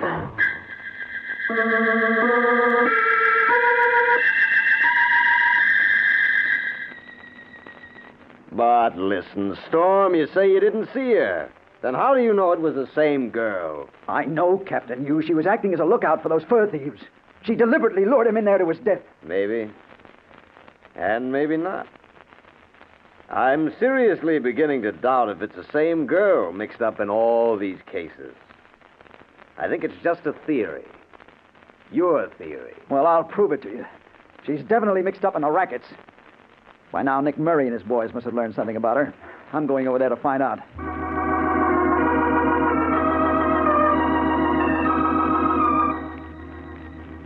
When I got to Murray's club, one of the boys showed me up to the office. Oh, hello, Storm. Sit down. Thanks, I will. Can I fix your drink? No, thanks. I just wondered if you had picked up any trace of that girl I was asking you about. Peter? No, the boys haven't turned up a thing. You sure you're not just imagining it? That's what the police are beginning to think, too. But I tell you, I'm not. She's real, all right. If there was any such girl working in this man's town, I'd know about her by now. Unless she's awfully smart. And it looks like this one is. Well, I guess I better go and get some sleep. I need it. Oh, before you go. Yeah? I don't know anything about the girl. But tomorrow I may be able to tell you who killed your sidekick, Tom Jarvis. You may. When? I won't have the dope until tomorrow night. If you'll meet me around 10, I can give it to you. I'll meet you. Just say where. You know the Tambourine Bar on 3rd Avenue? No, but I can find it. There's a back room. Meet me there about 10. Come alone. About 10. I'll be there.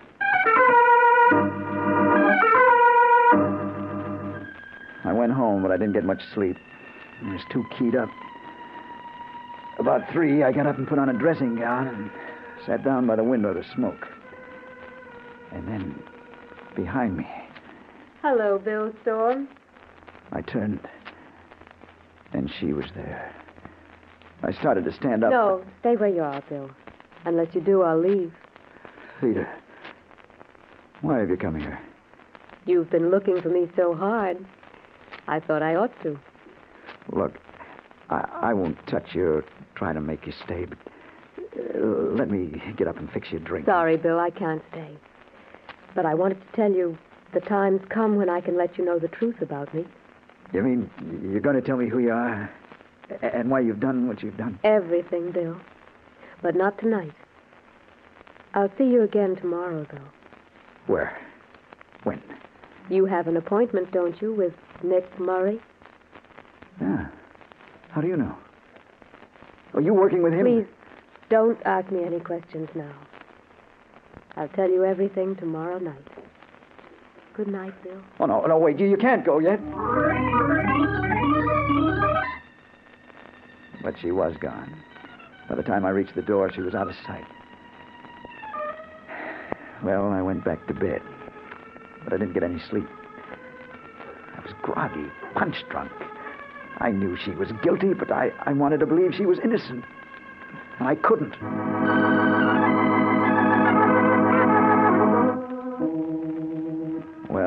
I'm going to learn the truth.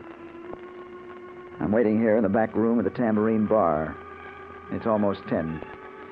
I'm just finishing up this report that I started this morning. She should be here soon. So should Nick Murray. If she convinces me she's innocent, I'll tear this up. But if she isn't, well, I'm going to find out because she's coming through the door now. Hello, Bill. Hello, Theda. So you did come. Of course I came. You believe bad things about me, don't you? Yes. How can I help it? Believe me, Bill, I'm not wicked. Look at me. See if you really think I'm bad. She lifted her veil, and at last I saw her face clearly. It was just as I thought it would be. A beautiful face, with dark eyes that I could see into deeper and deeper, like looking into the heart of night itself. Now, Bill, do you really think I'm wicked? Oh, no. No, I don't. But who are you, then? What's your connection with these murders? You'll know soon. I have to leave now just for a minute or two, just while you talk to Murray. He's coming now. She slipped out one door while Murray came in the other. Nick closed the door and sat down. Well, I see you're here on time, Storm. Yes. If you can tell me who killed Tom Jarvis, I want to know. That's what I'm here for. 2 of my boys killed him. 2 of your boys? You see, Joe Nelson killed Rusty Dean for me so I could take over his racket. Then I saw your friend trying to pump Joe. I couldn't afford to take chances. I had to get rid of them both. And that explains a lot. But what about the girl? I don't know a thing about her. I think you just made her up as an excuse to come asking questions. No, I didn't. She's real. I know better. Because you did see a girl in that apartment where the window washer fell, but not a girl in a red dress. You saw Janice, my girl. Your girl? She filed those safety hooks and lost that handkerchief the police found. You mean you had that fella killed, too? Little business deal I'm interested in, protection stuff. And last night I decided you were getting to be a nuisance. That's why I'm telling you this now, because you're not going to pass it on. Oh, no. No, put that gun away. You can't get away with it. You go... So long, Storm. We won't be meeting again. Theda. Theda. Here I am, Bill. Theda, call a doctor. Quick. You'll be all right, Bill. Don't worry. But I need a doctor. Yes? I know you now. I know where I saw you that time in Chicago. Yes. I knew you'd remember. Oh, no, stay away from me. Oh, I won't let you come near me. I'm getting out of here.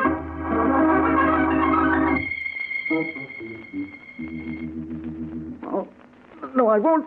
You're not going to get me like you did the other. Mr. Storm. Mr. Storm, can you hear me? Oh. Where am I? You're a nurse. Yes. You're in Civic Hospital.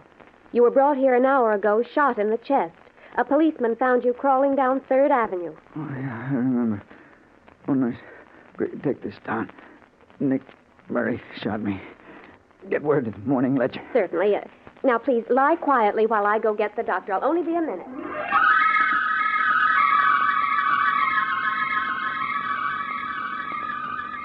Hello, Bill. Theda. So you followed me here. You shouldn't have run away. I did it because I remembered where I saw you last. In Chicago. The time I was in a taxi accident. I saw you in the other car just before we hit. 3 people were killed. Yes, Bill, you did see me then. And now you know who I am. Yes. Now I understand why you were around when those people died.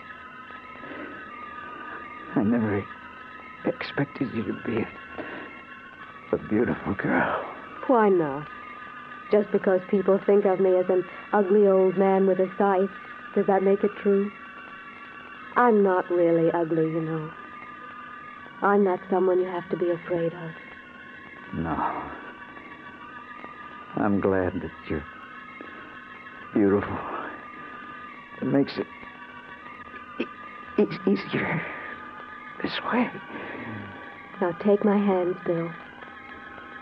It's time for us to go. Yeah, sure. I'm ready.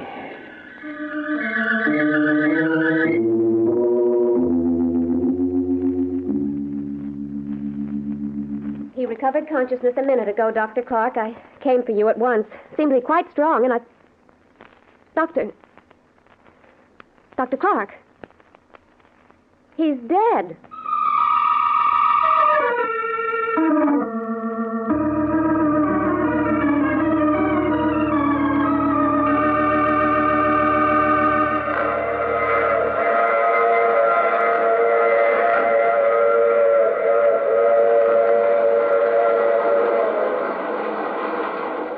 This is the mysterious traveler again.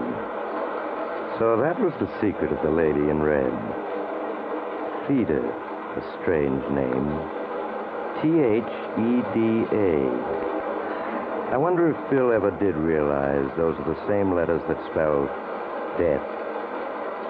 But he did what he set out to do. He learned the truth and avenged his friend. But if you should meet an alluringly beautiful girl who Oh, you have to get off here. I'm sorry. But I'm sure we'll meet again. I take this same train every week at this same time.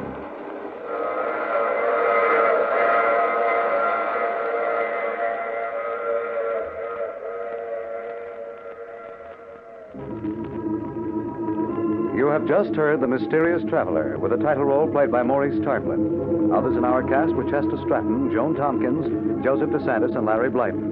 Original music composed and played by Al Finelli. All characters in this story were fictitious. Any resemblance to the names of actual persons purely coincidental. Phil Tompkins speaking. This is the Mutual Broadcasting System.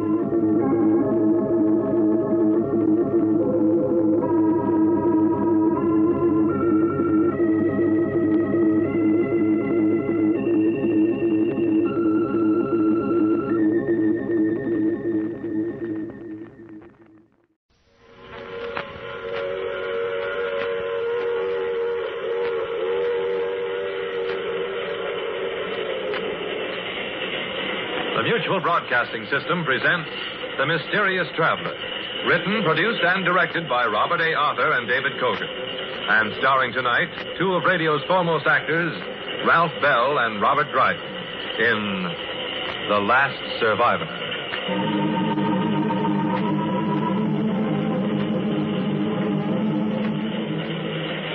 This is the Mysterious Traveler, inviting you to join me on another journey into the realm of the strange and the terrifying.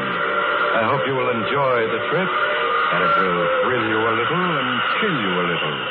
So settle back, get a good grip on your nerves, and be comfortable, if you can, as we journey into the unknown in the story I call The Last Survivor.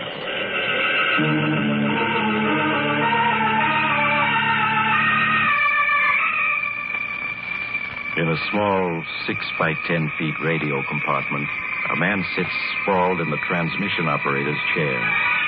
His hair is unkempt, his face bearded. He stares at the panel board before him with vacant, bloodshot eyes. Now and then, as though in a dream, and as if for the 1000th time, he leans forward and picks up a wireless radio phone. Calling base. San Augustine. Come in, base. San Augustine. Over. Calling base, San Augustine. Come in, San Augustine. Over. They don't answer, do they? No, Connors, I'm afraid not. How do you feel? I'm all right. Colonel, why don't you try another channel? I've tried them all. Haven't been able to make contact. Have you checked the equipment? Yes, to the best of my ability. As far as I can see, it seems to be in working order. Maybe if you were to help me to my feet, I could double-check it for for you. No, Connors. Lie where you are. Don't try getting up. Take it easy. But I'm a radio man.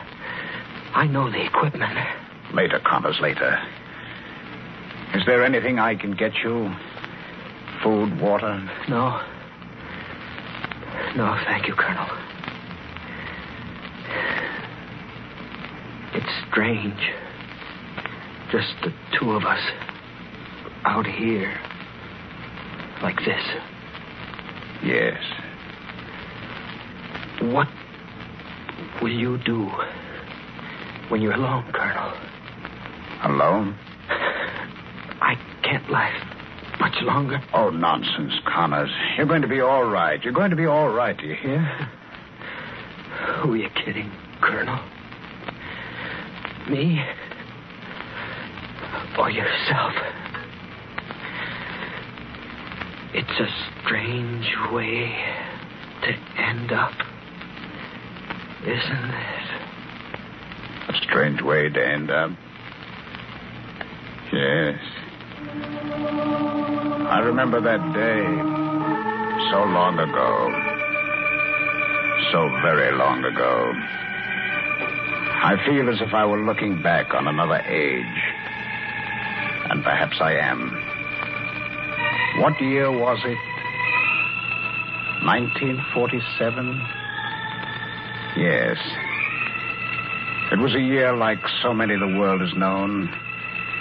It was a year of war and peace, of fear and hope, of feast and famine. And I was stationed at the Army Air Base at San Augustine, New Mexico, chief of the experimental rocket section. It was in the spring of 1947, May 8th to be exact, that I was ordered to report at General Farnsworth's office. Come in. Colonel Worthy reporting, sir. Oh, come in, Dick. Have a seat. Thank you, sir. Orders have just come through for you to report to the chief in Washington. Washington? That's right. Have you any idea what it's about, sir? Yes, I was speaking to the chief just a few minutes ago. Seems they're interested in those spaceship plans you submitted to them. My interplanet rocket ship plans? Yes. The chief and his technical staff seem to think you did an excellent job. It started a certain amount of activity. But, sir, I clearly stated in my accompanying report that a flight into space is impossible at this time. The fuel just doesn't exist that can power an interplanet spaceship. It seems that you're wrong, Dick. Wrong? Yes. According to Professor Mare, atomic power could make your interplanet ship practical. And if anyone should know, it would be Professor Mare. He helped develop the atomic bomb. You mean he's interested? So I understand.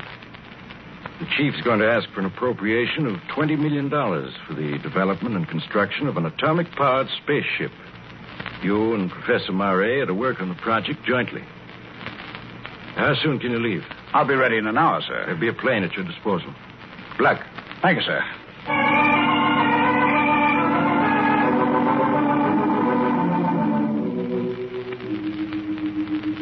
Well, I've looked forward for some time now to meeting you, Colonel. Thank you, Professor Murray. Why did you become interested in my plan, sir? As you know, I am one of the scientists who helped develop the atomic bomb. It was a terrible responsibility, and we scientists must answer to a great extent for its use. I'm hoping that through a successful spaceship, mankind will turn to peaceful uses of atomic energy. I understand, sir. I've studied your plans with minute care, and the ship you've blueprinted is a masterpiece of design. Thank you, Professor. Oh, not at all. You deserve praise for your work. Now, as for the fuel problem, I'm convinced atomic energy is the answer. But, Professor, what about the radiation danger, if it were used? We would have to design and construct an engine that would be a complete unit in itself and completely sealed off from the rest of the ship. Now, according to my calculations, very rough calculations at the moment, the ship would have to achieve an acceleration of 4h to reach a velocity of 8 miles a second, at which speed it could attain enough momentum to pull itself.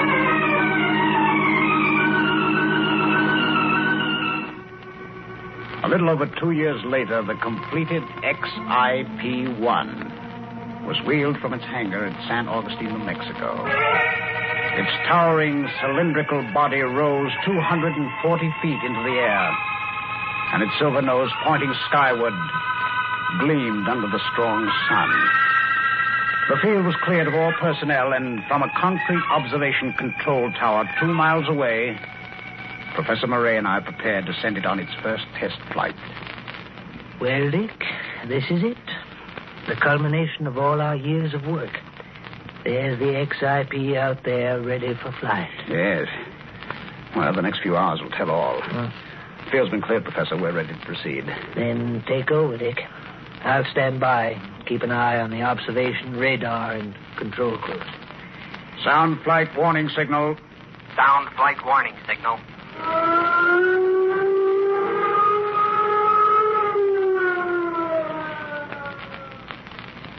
Switch on control panel. Switch on control panel. Switch on tower receiver.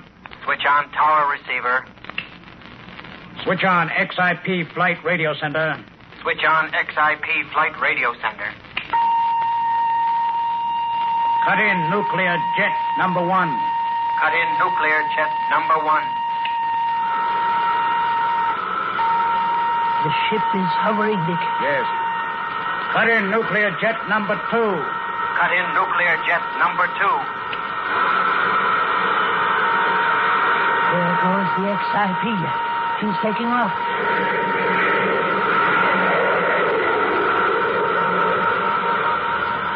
Instrument reading.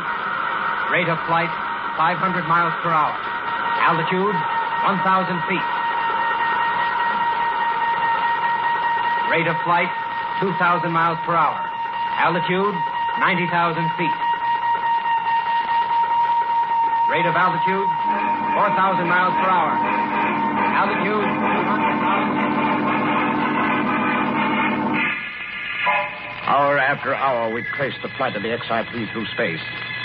When night came, the ship's flaming tail became visible to the naked eye as it traveled further and further into the infinite. At dawn, after the XIP had flown well over 1 million miles, electronic light signals were sent out to reverse the ship's course and direct it back toward Earth. 12 hours later, the XIP landed safely at the San Augustine base. It was that moment that was the beginning of a new age. The age of interplanet travel. A year passed, and the XIP made test flight after test flight, flying greater and greater distances on automatic radio instrument control. And finally, the day came when we were ready. Ready to consider the first human flight into space. Well, Dick, after weeks of discussion with our leading scientists, our objective has been selected. What's it to be, Professor? The planet Mars. Oh, why Mars? Oh, for a number of very excellent reasons. Mars is the closest planet to us. Furthermore, it's the planet that we know the most about, little as that may be. Mars, that would be a flight of approximately 50 million miles one way. Yes. How soon do you think the XIP can be prepared for such a flight? Oh, I should estimate 30 days. 30 days. All right, Dick. We'll set September 15th as flight day.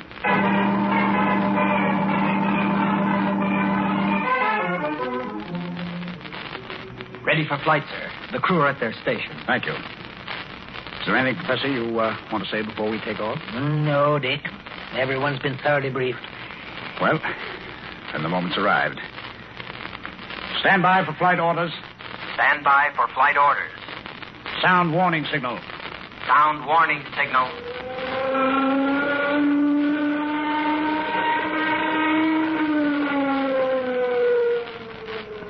Fasten safety belts. Fasten safety belts. Switch on flight vision screen. Switch on flight vision screen. Establish contact with base. Establish contact with base.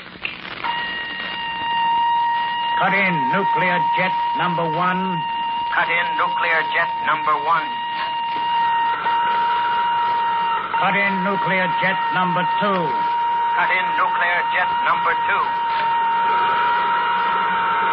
We're off.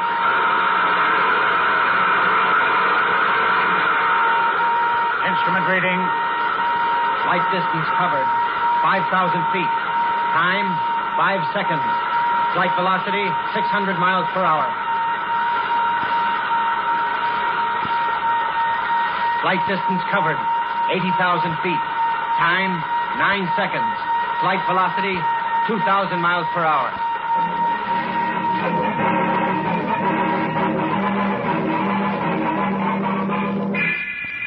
With each passing second, the XIP gains speed, carrying us ever faster towards the edge of the Earth's gravitational field. All was silent in the command room, except for the voice of the control officer reading the instrument panels. As the 8-minute flight mark approached, we reached the zenith of our speed, the professor blacked out, held from falling only by his safety belt. One by one, the technicians and crew members lost consciousness. And then I, too, found my vision failing, and all became black. When I regained consciousness, I found other members of the crew already recovered and at their stations. The professor was slowly coming to as I got to my feet. Instrument reading. Flight distance covered, 15,000 miles. Time, 27 minutes, 30 seconds. Flight velocity, 26,000 miles per hour. How do you feel, Professor? Oh, my heart's acting up a bit, but I can't expect too much from it at my age. Everyone else all right? Yes, everyone came through fine. Professor, look at the flight vision screen. You can see the Earth, 16,000 miles behind us. As a scientist, I knew what it would look like from this distance. And yet, it's incredible. You can see the Atlantic and Pacific Oceans and the North and South American continents from pole to pole. Half the world. Yes. It's like looking down on a small globe of the world. Beautiful. Beautiful. Are we holding to our caustic? Oh, yes, Professor. The automatic instrument controls haven't deviated a hairline. We're dead on course. Good. If our calculations are correct, in 76 days, we should reach Mars. The days and weeks passed, and each was one of discovery, of new knowledge, of sights never before seen by human beings. Excitement grew ever increasingly greater as the flight distance to Mars lessened. Crew members would stand for hours before the flight vision screen, scanning the planet we were bound for. At dawn of the 76th day, we approached Mars. The nuclear jet engines were cut, and as Mars drew us towards her orbit, we prepared to land. Stand by to land on Mars. Attention, crew members. Stand by to land on Mars. How quiet it is. It seems strange not to hear the engines after 76 days. Yes. Switch on radar sender. Switch on radar sender. Instrument reading. Rate of descent, 1,000 miles per hour. Altitude, 300,000 feet. The orbit of Mars is exerting a strong pull toward its surface. Yes. Switch on retarding jet number 1. Switch on retarding jet number 1. Instrument reading. Rate of descent, 500 miles per hour. Altitude, 100,000 feet. Once we enter Mars' atmosphere, it'll help cut down our speed. We should be just about entering it now. Rate of descent, 200 miles per hour. Altitude, 60,000 feet. Entering atmosphere. Pressure, 2 pounds. That's much better. Rate of descent, 100 miles per hour. Altitude, 20,000 feet. Pressure, 5 pounds. Hovering. Altitude, 1,000 feet. 800 feet. 600. 300. 100. Flight completed. Cut retarding jet number 1. Cut retarding jet number 1. Cut radar sender. Cut radar sender. Well, Professor, we've done it. We've reached another planet and begun a new age. Yes. Let's hope that as a result of this flight, atomic energy will be used for peace and not for war. Well, shall we have a look at this planet? Switch on scanning screen. Switch on scanning screen. A moment later, a picture formed on the scanning screen, and we saw the landscape of Mars. As far as the eye could see, there was desert. Wide tracts of brown, barren soil broken here and there by ugly, thorny desert plants. Now and then a gust of wind would come swirling across this desert, all but obscuring the view. There were no visible signs of life out there. Only great vastness and great loneliness. It's just wasteland. Nothing but wasteland. It reminds me a great deal of the deserts of Tibet. Disappointing, isn't it? Oh, come now. This is only a small part of Mars. Who knows what the countryside may be a few hundred miles from here? Yes, that's true. The Martian canals, which we've studied through telescopes on Earth, now we'll be able to see them close up. Yes, it's going to be a great adventure exploring this planet. Well, we'd better proceed with our preliminary test, Dick. Ascertain what the air out there is composed of, what the temperature is, and 101 other things. I'll assemble our scientists at once, Professor, and have them go to work.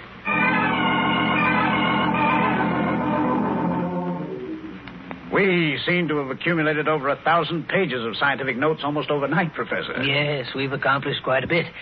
The air out there is composed of 15% oxygen, 83.7% nitrogen, and traces of other gases. Is that sufficient oxygen for us to live out there? Yes, but you'll find yourself constantly gasping for breath. It'll be necessary to carry along pure oxygen and breathe it in now and then. I see. When may we leave the ship? I suggest we start this afternoon. I'll draw up a list of the equipment we'll need. And... What's that? Our radar alarm. Someone has broken through the radar system. Connors, what zone is this breakthrough from? Zone 5, sir. Zone 5. That means 250 miles away. Connors, can you pick up anything? I can hear something very faintly, sir. Sounds like motors. Motors? Well, it looks as if we've learned something else. Not only is Mars inhabited, but it apparently has a highly developed civilization. Yes. They're in Zone 4 now, sir. I can pick up the sound of motors quite clearly. Zone 4. That means they'll reach us in another 3 minutes. Professor, you've seen my orders. In a situation such as this, I'm to take off and return to Earth. Yes, I know. What a pity to have come so far and have to return now. I know, but those are my orders.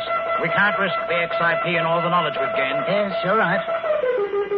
Zone 3 has been penetrated, sir. Stand by to take off. Attention, crew members. Stand by to take off. Cut off radar system. Cut off radar system.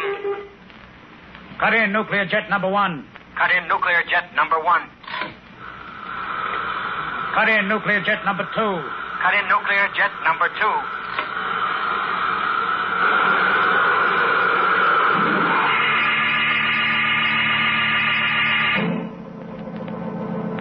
Week after week passed uneventfully as we traveled homeward. Already we were discussing the second flight we would make to Mars and the other spaceships that would be built to follow the path of the XIP. Well, Dick, there's our own planet, looming larger with each passing hour. Yes. Another 48 hours and we'll be home. I imagine our return will create quite a stir. Yes. I hope it won't delay us too long in preparing for our second flight. Ah, this flight of ours will have a tremendous effect on mankind. Yes. And I'm hoping for the better. Mankind can't stand an atomic war. It would be the end of us all. Well, look at the flight vision screen. Certainly, the Earth appears peaceful enough at this moment. Yes, but a weapon such as atomic energy... Professor. What is it? The flight vision screen. Look. Huge explosions on Earth. What? Good Lord. Look. One explosion after another. Great fires mushrooming up. What is it, an earthquake? No, Dick. Well, then what? Those are atomic explosions. What? Oh, no, they couldn't be. I was at Los Alamos, Bikini. I've seen atomic explosions before. Connors. Yes, sir. Establish radio contact with San Augustine. Yes, sir. XIP calling base. It's horrible. San Augustine. Horrible. XIP calling base. One explosion San Augustine. after another. Come in, base. The whole Earth appears to be San in flames. Augustine. Yes. Over. It's the end of the world. Now, don't talk like that. It can't be. Connors, what's wrong? I don't know, sir. San Augustine doesn't answer. All I hear are explosions. Good Lord. Why? Professor, the Earth seems to be disintegrating. Great fiery pieces are being blown into space. It is disintegrating. The atomic explosions have started a chain reaction. In a few more seconds, the XIP will feel the impact. You mean out here? Yes, even out here. Sound the alarm. All crew members to stations. It's too late, Dick. Nothing can save us. It's the end of the world and us. Any moment now, there'll be a gigantic explosion which will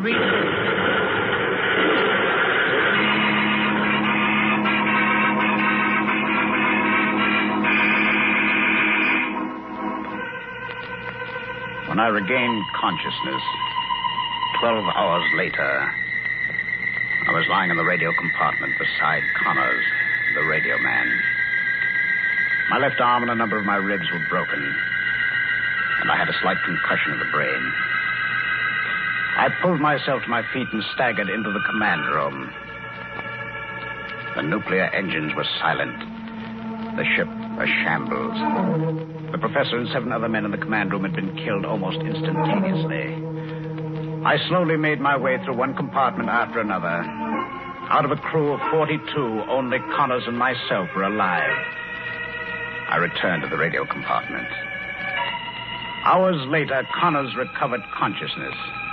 Following his instructions, I repaired the scanning screen and turned on a small auxiliary engine which was still in working order. A moment later, a picture formed on the scanning screen. Is that Colonel? Yes, Connors. What's left of it? There are still huge fires burning. Yes. The whole face of the Earth seems changed. I can't recognize any part of it. Nor can I. Colonel, what do you think happened? I don't know. You and I will never know. Do you suppose anyone could have lived through it? No, Connors, no. No one could have lived through it. I didn't think so. What are we going to do, Colonel? Do? There's nothing we can do. The XIP's disabled. It'll remain here out in space. We have food and water for 6 months, possibly longer. I wish I had gone with the others. Oh, no. Don't talk like that, Connors. What will you do when you're alone, Colonel? Alone? I can't last much longer. Nonsense, Connors. You're going to be all right. Who are you kidding, Colonel? Me? Or yourself? It's a strange way to end up, isn't it? Connors. Connors! I'm alone now. Sitting here, staring at the scanning screen.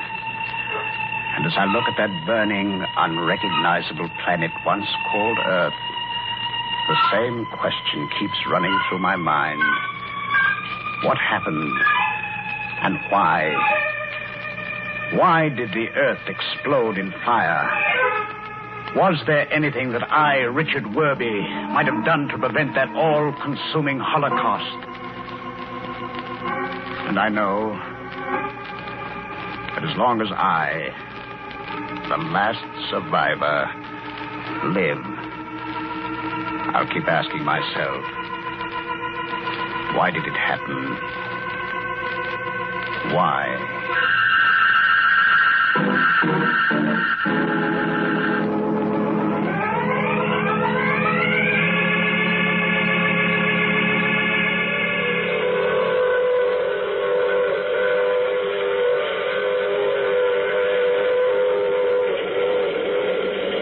This is the mysterious traveler again. Did you enjoy our trip?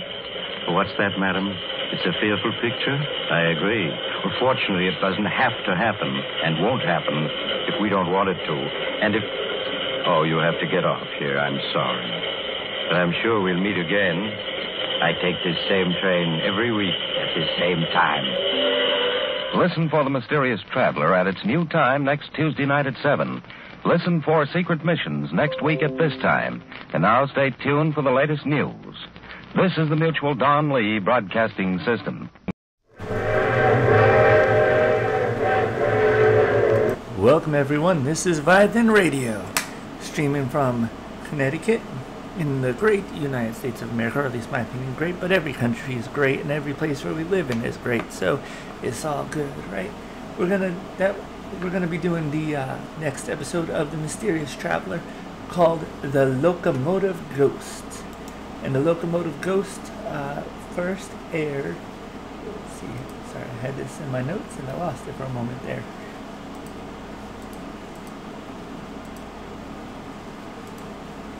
Yes.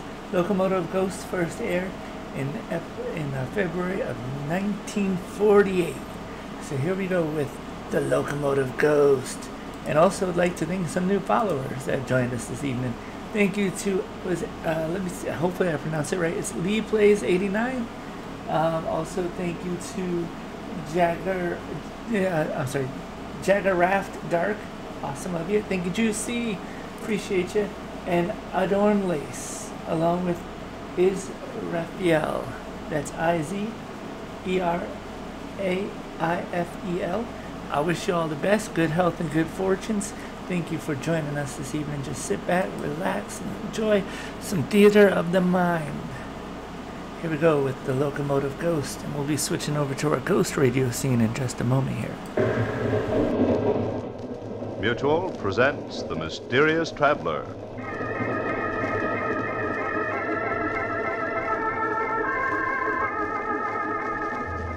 This is The Mysterious Traveler, inviting you to join me on another journey into the realm of the strange and the terrifying. I hope you will enjoy the trip, that it will thrill you a little and chill you a little. So settle back, get a good grip on your nerves, and be comfortable, if you can. For in a few moments, you're going to meet a ghost, the strangest phantom that you ever heard of. But first, I want you to be my guest on a little train ride. We're running at 60 miles an hour on open track in the dead of night. Now we thunder through a sleeping village. Then beyond it, we plunge into the waiting mouth of a tunnel. We race through the tunnel and into the open again. Over a trestle and on into the night. A little world of our own, rushing forward resistlessly, a symbol of power and speed and life. Yes, trains do have a life of their own, as you'll see in the unusual ghost story that I call The Locomotive Ghost.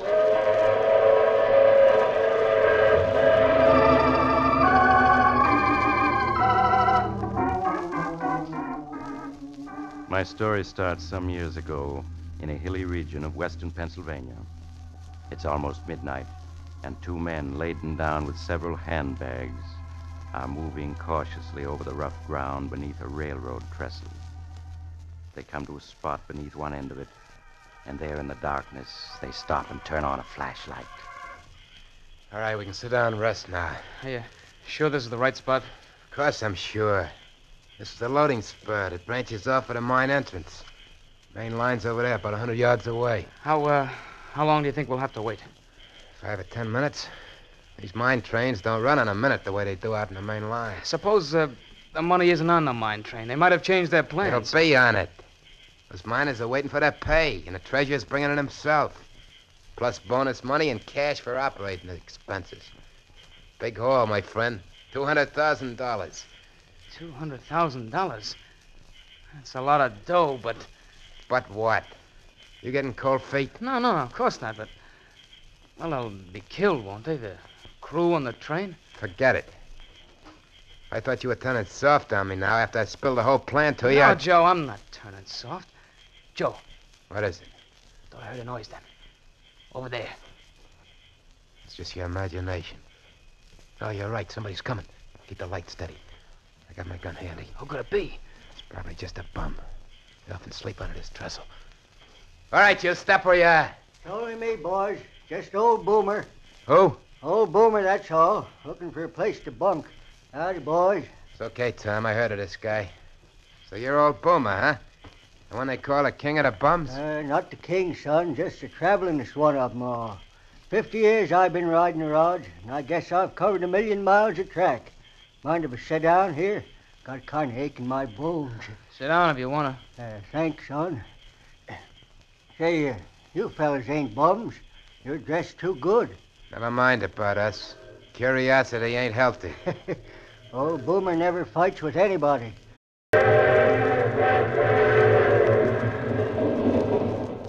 Mutual presents The Mysterious Traveler.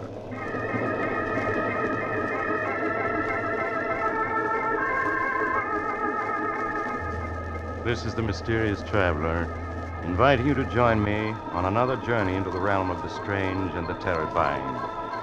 I hope you will enjoy the trip, that it will thrill you a little and chill you a little. So settle back, get a good grip on your nerves, and be comfortable, if you can. For in a few moments, you're going to meet a ghost, the strangest phantom that you ever heard of. But first, I want you to be my guest on a little train ride. We're running at 60 miles an hour on open track in the dead of night. Now we thunder through a sleeping village. Then beyond it, we plunge into the waiting mouth of a tunnel. We race through the tunnel and into the open again. Over a trestle and on into the night. A little world of our own, rushing forward resistlessly, a symbol of power and speed and life. Yes, trains do have a life of their own, as you'll see in the unusual ghost story that I call The Locomotive Ghost.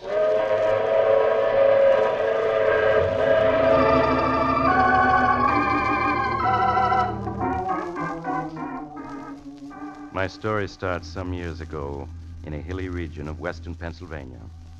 It's almost midnight, and two men laden down with several handbags are moving cautiously over the rough ground beneath a railroad trestle. They come to a spot beneath one end of it, and there in the darkness, they stop and turn on a flashlight. All right, we can sit down and rest now. Are you sure this is the right spot? Of course I'm sure. This is the loading spur that branches off at the mine entrance. Main line's over there, about 100 yards away. How long do you think we'll have to wait? 5 or 10 minutes. These mine trains don't run in a minute the way they do out in the main line. Suppose the money isn't on the mine train. They might have changed their plans. It'll be on it. Those miners are waiting for their pay, and the treasurer's bringing it himself. Plus bonus money and cash for operating expenses. Big haul, my friend. $200,000. $200,000? That's a lot of dough, but... But what? You getting cold feet? No, of course not, but... Well, they'll be killed, won't they? The crew on the train? Forget it. I thought you were turning soft on me now after I spilled the whole plan to you. No, Joe, I'm not turning soft. Joe. What is it? Thought I heard a noise then. Over there. It's just your imagination. Oh, you're right. Somebody's coming. Keep the light steady. I got my gun handy. Who could it be? It's probably just a bum. They often sleep under this trestle. All right, you step where you are. It's only me, boys. Just old Boomer. Who? Old Boomer, that's all. Looking for a place to bunk. Howdy, boys. It's okay, Tom. I heard of this guy.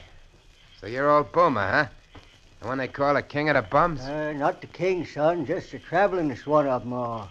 50 years I've been riding the rods, and I guess I've covered 1,000,000 miles of track. Mind if I sit down here?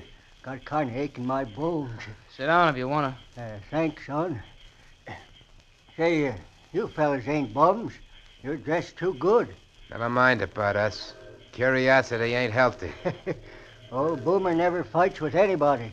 Live and let live's his motto. Listen, here comes number 25. It's a mighty fine train, 25. Got a 16-wheel Mikado engine, can pull 20 cars at 80 on a level track. She's 50 seconds late tonight. Do you know every train on the tracks? Pretty near, son, pretty near. I ain't rode 'em all. I rode 'em all, from the Lackawanna to the Santa Fe. There ain't much about trains I don't know. Say, you fellas wouldn't have a little nip handy to take the chill out of an old man's bones. No, we ain't got a little nip handy. Sure, son. There's no harm in asking. There's the 25 passing Minesville now. Ain't that whistle far off in the night a sweet, mournful sound, though? Yeah, it is kind of mournful. Sounds far off and ghostly, don't it? Well, sometimes it is a ghost you hear, not a real train at all. What are you talking about? I'm just saying that sometimes when you hear a train whistling far off and mournful in the night, it ain't a real train at all. It's a ghost train. Ghost train? It's a lot of hooey. You just think so because you're young and don't know better. But old Boomer can tell you. There's ghost trains and plenty of them. They're the ghosts of trains that died in wrecks. Anything as live as a train is bound to have a ghost live on after. All right, can the chatter. You're hurting my ears. Now, let him talk, Joe. It helps pass the time. All right, but if you ask me, he's spouting a lot of bushwhack. Go on, Boomer. What were you saying about trains having ghosts? Yeah, I've seen 'em many a time. They're running the tracks with all lights out, going faster than the wind. Not a sound coming from 'em. I've seen the Heavenly Express, too, a couple times. What's the Heavenly Express? It's a special train, son. It's on the Earth to Heaven run. Travels 1,000,000 miles a minute when it gets up speed. Takes the souls of railroad men from this world to the next. It always passes by when a wreck's gonna happen. That's enough talk. I'm sick of listening to you. All right, son. You don't believe me, but I know what I know. Glory be. I hear it coming. I hear it coming now. Hear what coming? The Heavenly Express. It's coming down this track. Listen. I don't hear anything. There's nothing to hear. It's passing right by overhead. Now it's slowing. It's gonna stop. It's never stopped before. That means wreck's gonna be here. Joe, he knows. That's it. That's what you're here for. You're gonna wreck that mine train. Hear that, old man? That's a mine train turning into this spur. You're right, we're gonna wreck it. No, you can't. You mustn't. But before we do, we gotta take care of you. And this is how we're gonna do it. You shot him. I guess the Heavenly Express stopped for me, too. I sure hope so. But you fellas, it'll punish you. It'll follow you, sure as I'm laying here. Oh, follow us. What are you talking about? The Judgment Special. It punishes fellas that wreck trains on purpose. It runs any place has tracks. And it follows them until it gets them, one way or another. Because murdering a train is like murdering a man. You got to pay for it. And you'll pay for it. You think I'm crazy, but you'll see. You'll see. Yeah, that shut him up. Crazy old coot. I wish you hadn't killed him, Joe. Don't be a sap. Couldn't let him live to tell what he knew, could I? No, of course not. Listen. I hear the mine train coming. We just got time to get ready now. Put the suitcase with the dynamite against the trestle here. That's it. Now, come on, help me unroll a wire. Yeah, sure, Joe. Anything you say. That's it. Keep coming. All right. We gotta get plenty far away. Hear the train now? Yeah, I hear it. I can see the headlight, too. Look how bright it is. Okay, this is far enough. Take me just a second to hitch up the detonator. There it is. Now we're all ready. It's on the trestle now. Almost halfway across. What's the matter? You sound shaky. Listen, Tom, you're in this now, and it's too late to back out, you hear? Yeah, I know. It's almost across. All right, then I'll close the detonator. Now, there she goes.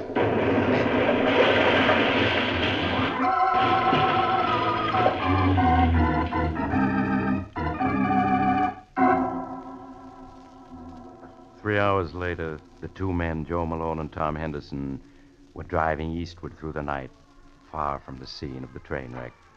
Between them on the seat was a large handbag, and Joe Malone at the wheel patted it lovingly. $200,000. Ha! You realize that, Tom? We got $200,000 riding here between us. Yeah, I know. What's the matter? You don't sound very happy about it. Sure I am. It's just... Just what? Well, I can't help remembering the crash when the mine train went into the ravine. The way the whistle kept screaming, just like the locomotive was something alive that was being killed. Oh, for Pete's sake, the whistle valve got stuck when the engine crashed, that's all. Sure, I know that, only... Well, I just can't help remembering it. Joe, the crew were all killed, weren't they? Suppose they were. What do you care? You're as nervous as an old woman. I should never have rung you in on this job. I'm all right, really I am, Joe. Listen, what are you going to do with your 100,000? I'm heading for the big town. Gonna have one swell time. Gonna buy new clothes, stay at the best hotel in town, and really cut loose. Meet me in New York, I'll show you a real time. Where you gonna stay? Mrs. Miller's boarding house. It's over on the west side. You can find it in the phone book. Mm-hmm. I'm just staying there till I can buy some real classy duds. And I'm moving to Park Avenue. Always had a yen to live on Park Avenue.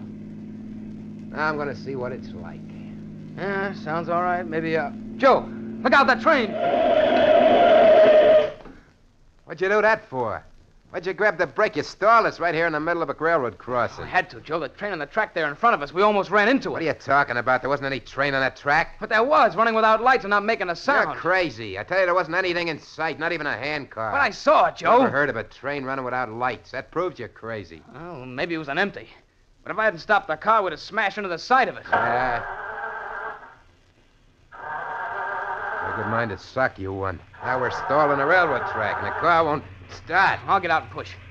Joe, look! A headlight! Real train this time, coming around the bend. It's about 200 yards off. Joe, it's gonna hit us. We gotta jump. Yeah, but this door won't open. It's stuck. Come on, out this side. Come on, I got the bag. Oh, my coat's caught in the car door. I'm stuck. Help me. I can't, Joe. Jump! Jump! Help me, Tom. Help! Help me! Help!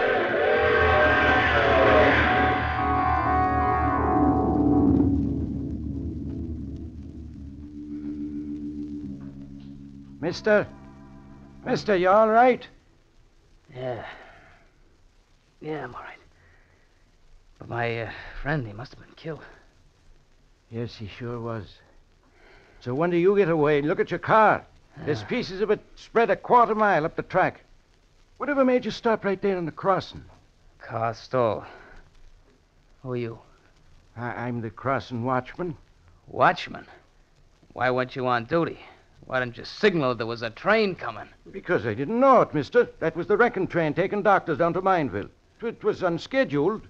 Oh, I see. What about the other train, the one that went past going east just before the wrecking train hit us? Other train? Yeah. Well, no other train due through here till 6 a.m. this morning. I saw it, I tell you, traveling without lights.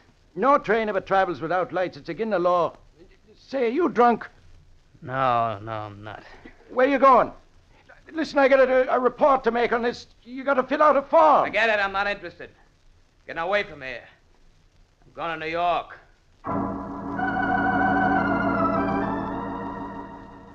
Late the next afternoon, Tom Henderson reached New York.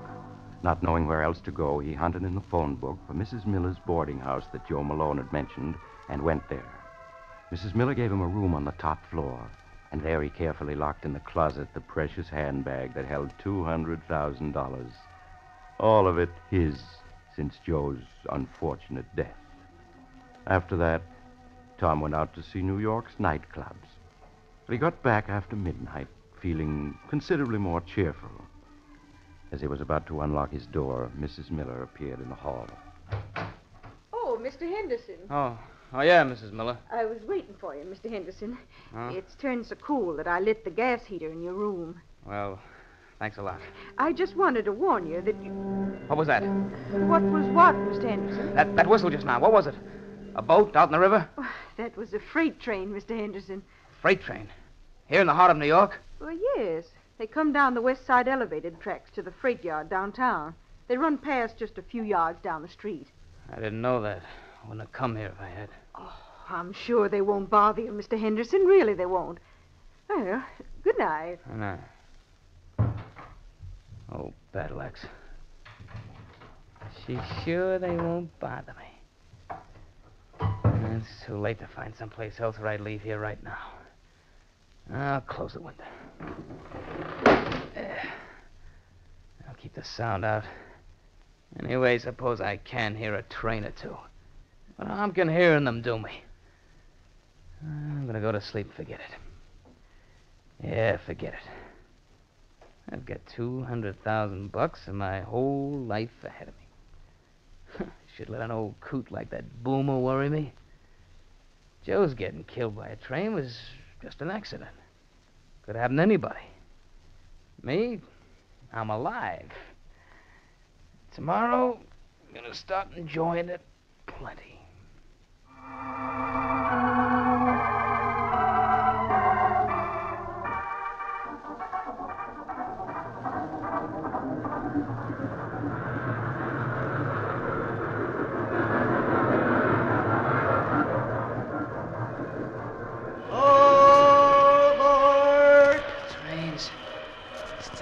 Trains. All aboard, son. We're leaving in 1/1,000,000th of a second, and we gotta be on time. Boomer, it's you. That's right, son. You gotta wake up and get aboard. We're pulling out. Well, I'm at a railroad station someplace, but everything's so misty I can't see much. No time for talking, son. Gotta get aboard. Yeah, but I'm the only passenger, except for you and me, there isn't another soul in sight. And you're wearing a conductor's uniform. They promoted me. Now, come on, get aboard. Yeah, but I don't want to. I don't like trains. I don't want to go anyplace. Can't help it. This is a special trip just for you. And you got to be aboard. Had it. Come on now, up those steps. That's it. Now we're off, right on time to the 1,000,000th of a second. Where are we going? What train is this? Why, it's completely empty except for me and you. That's right, son. It's a 1,000-car train pulled by 30 engines. And you and me are the only ones aboard. Yeah, but where are we going? What train is this, anyway? It's the Judgment Special, son. And we're bound from this world to the next. No! Yeah, or any place there's tracks, the judge stopped right outside your window and took you aboard. I don't want to die. I don't want to. You haven't any choice, son. You're on the Judgment Special, and we're hitting 1,000,000 miles a minute now. What? Look out the window. There's the earth way down below us. See it? Yeah, but I don't want to leave it. I don't want to go. Look at the stars flash by. We're going 1,000,000 miles a minute, and it'll take us all eternity to get there. Yep. Here, I'll put the wind up so you can see better. There you are, son. There's the earth we left. That tiny little dot of light way up in the sky. Oh, I won't go with you. I won't. Hey, I won't. What are you doing? Get down. You can't jump out that window. We're going 1,000,000 miles a minute. I will jump. I'm not going with you. Come back. Come back.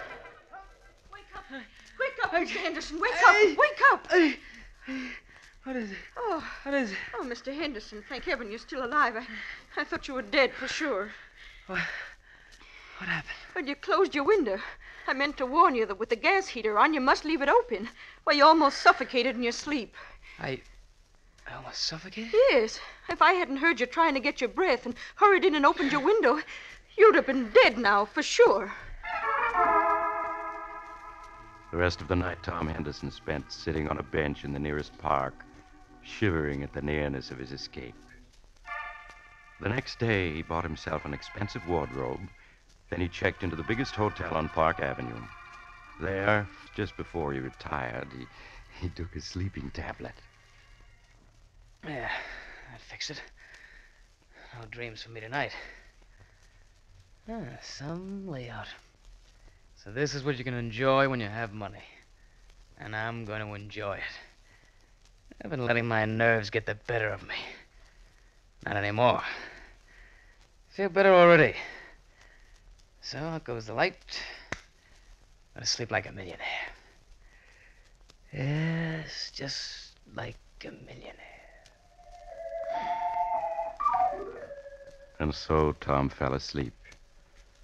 But unfortunately, he did dream. And he knew he was dreaming, but he couldn't wake up. It was a very curious dream indeed.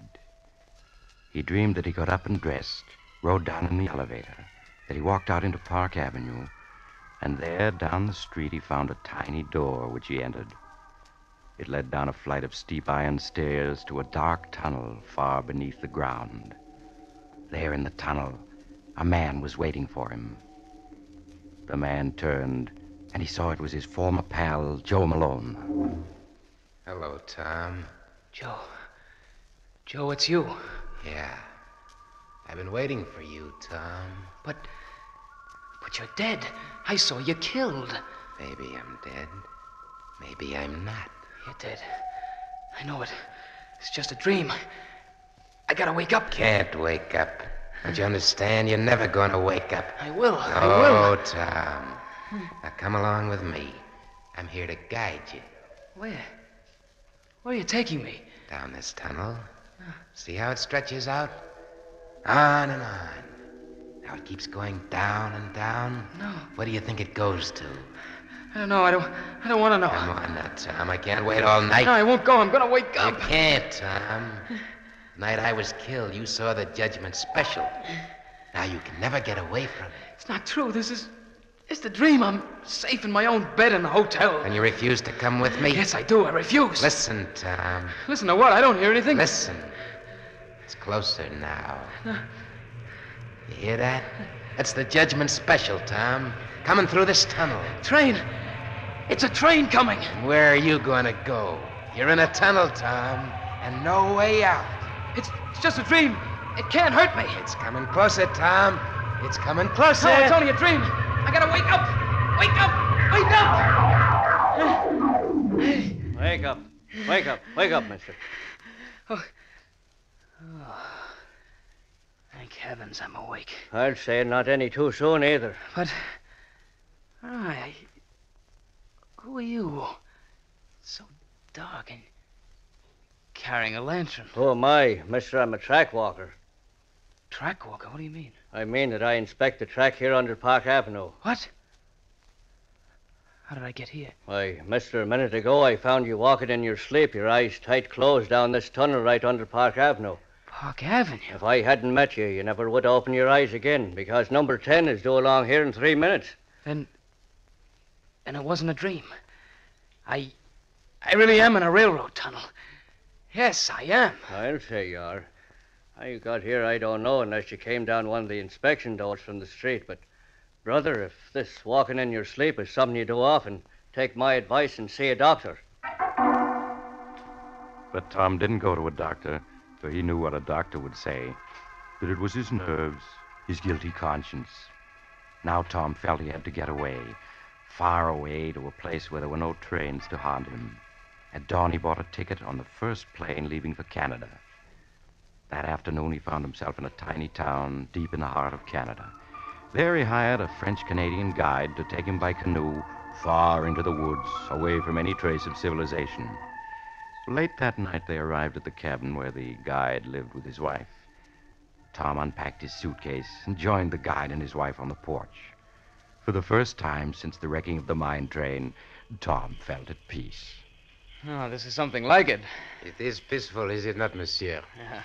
Ah, monsieur's nerves are better already. Yes, this is what I need. How far is it to the nearest railroad? It is 80 miles, monsieur. 80 miles. Old Boomer said it traveled anywhere there were tracks. 80 miles ought to be enough. Pardon? I do not understand. Oh, never mind. I've got to get some sleep now. Of course. Good night, monsieur. Good night, monsieur. What was that? What was what, monsieur? That whistle, then. It sounded like a train whistle. Impossible. It must have been an owl. Yeah, sure. Sorry I bothered you. Good night.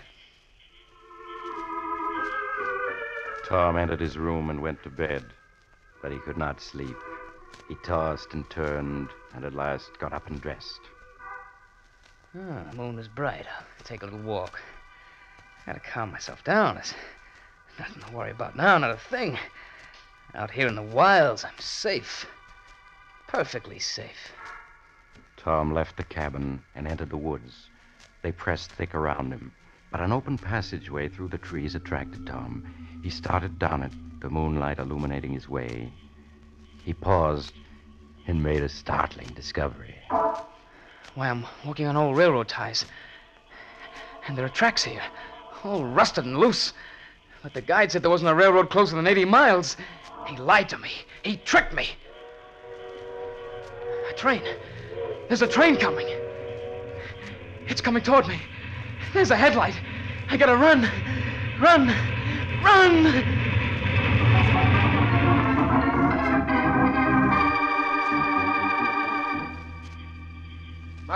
Marie! Qu'est-ce que c'est que ça, Pierre? The nervous one. He's not in the cabin. He has wandered off into the woods. Oh, that is strange. We must go after him. Hurry, before he does himself an injury.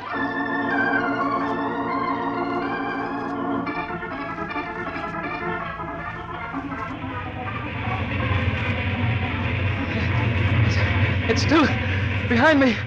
Still following me. I can't run anymore. I can't go any further. I gotta stop. The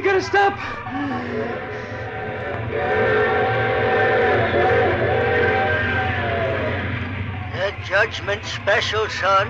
It runs any place there's tracks, and it follows you till it gets you. Because murdering a train is like murdering a man. You got to pay for it. You think I'm crazy, but you'll see. Here it comes, son. No!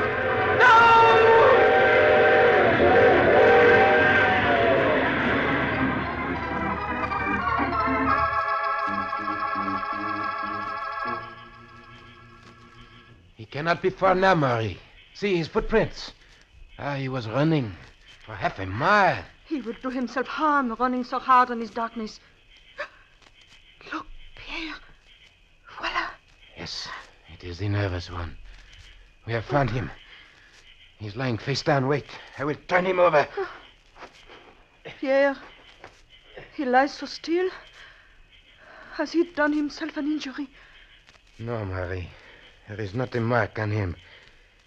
Yet his face, it is twisted with fear. Pierre, is he dead? Yes, Marie, he is dead. Oh. His heart. He killed himself by running, no doubt. But what was it he ran away from?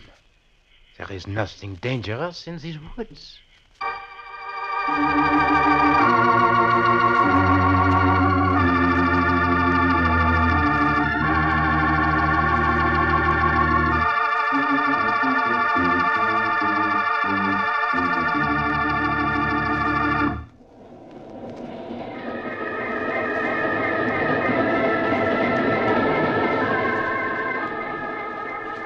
This is the mysterious traveler again.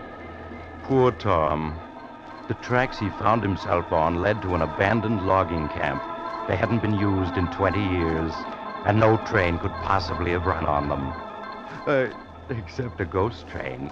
But of course, none of us believes in ghosts, so we'll just have to accept the coroner's verdict, which was heart failure induced by overexertion. Just the same, if you ever see a train running without lights and going faster than the wind, don't be too sure it's only your imagination.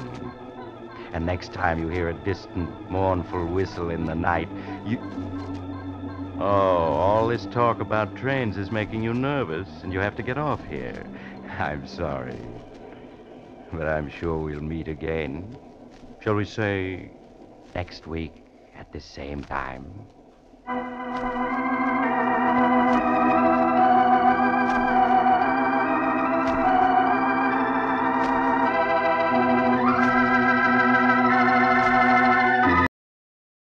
All right, ladies and gentlemen, we're going to be switching over from an old-time radio show over to Mobius, the game. So bear with me here. We will be restarting the stream, sort of, so this way I can keep the the movie audio clip as radio show, and then start a new clip. That's for my own reasons. Anyway, let's go. We're going to be stopping and starting in just a moment. Just refresh the chat in just a few moments, and we will be back getting ready for the game. All right, thank you.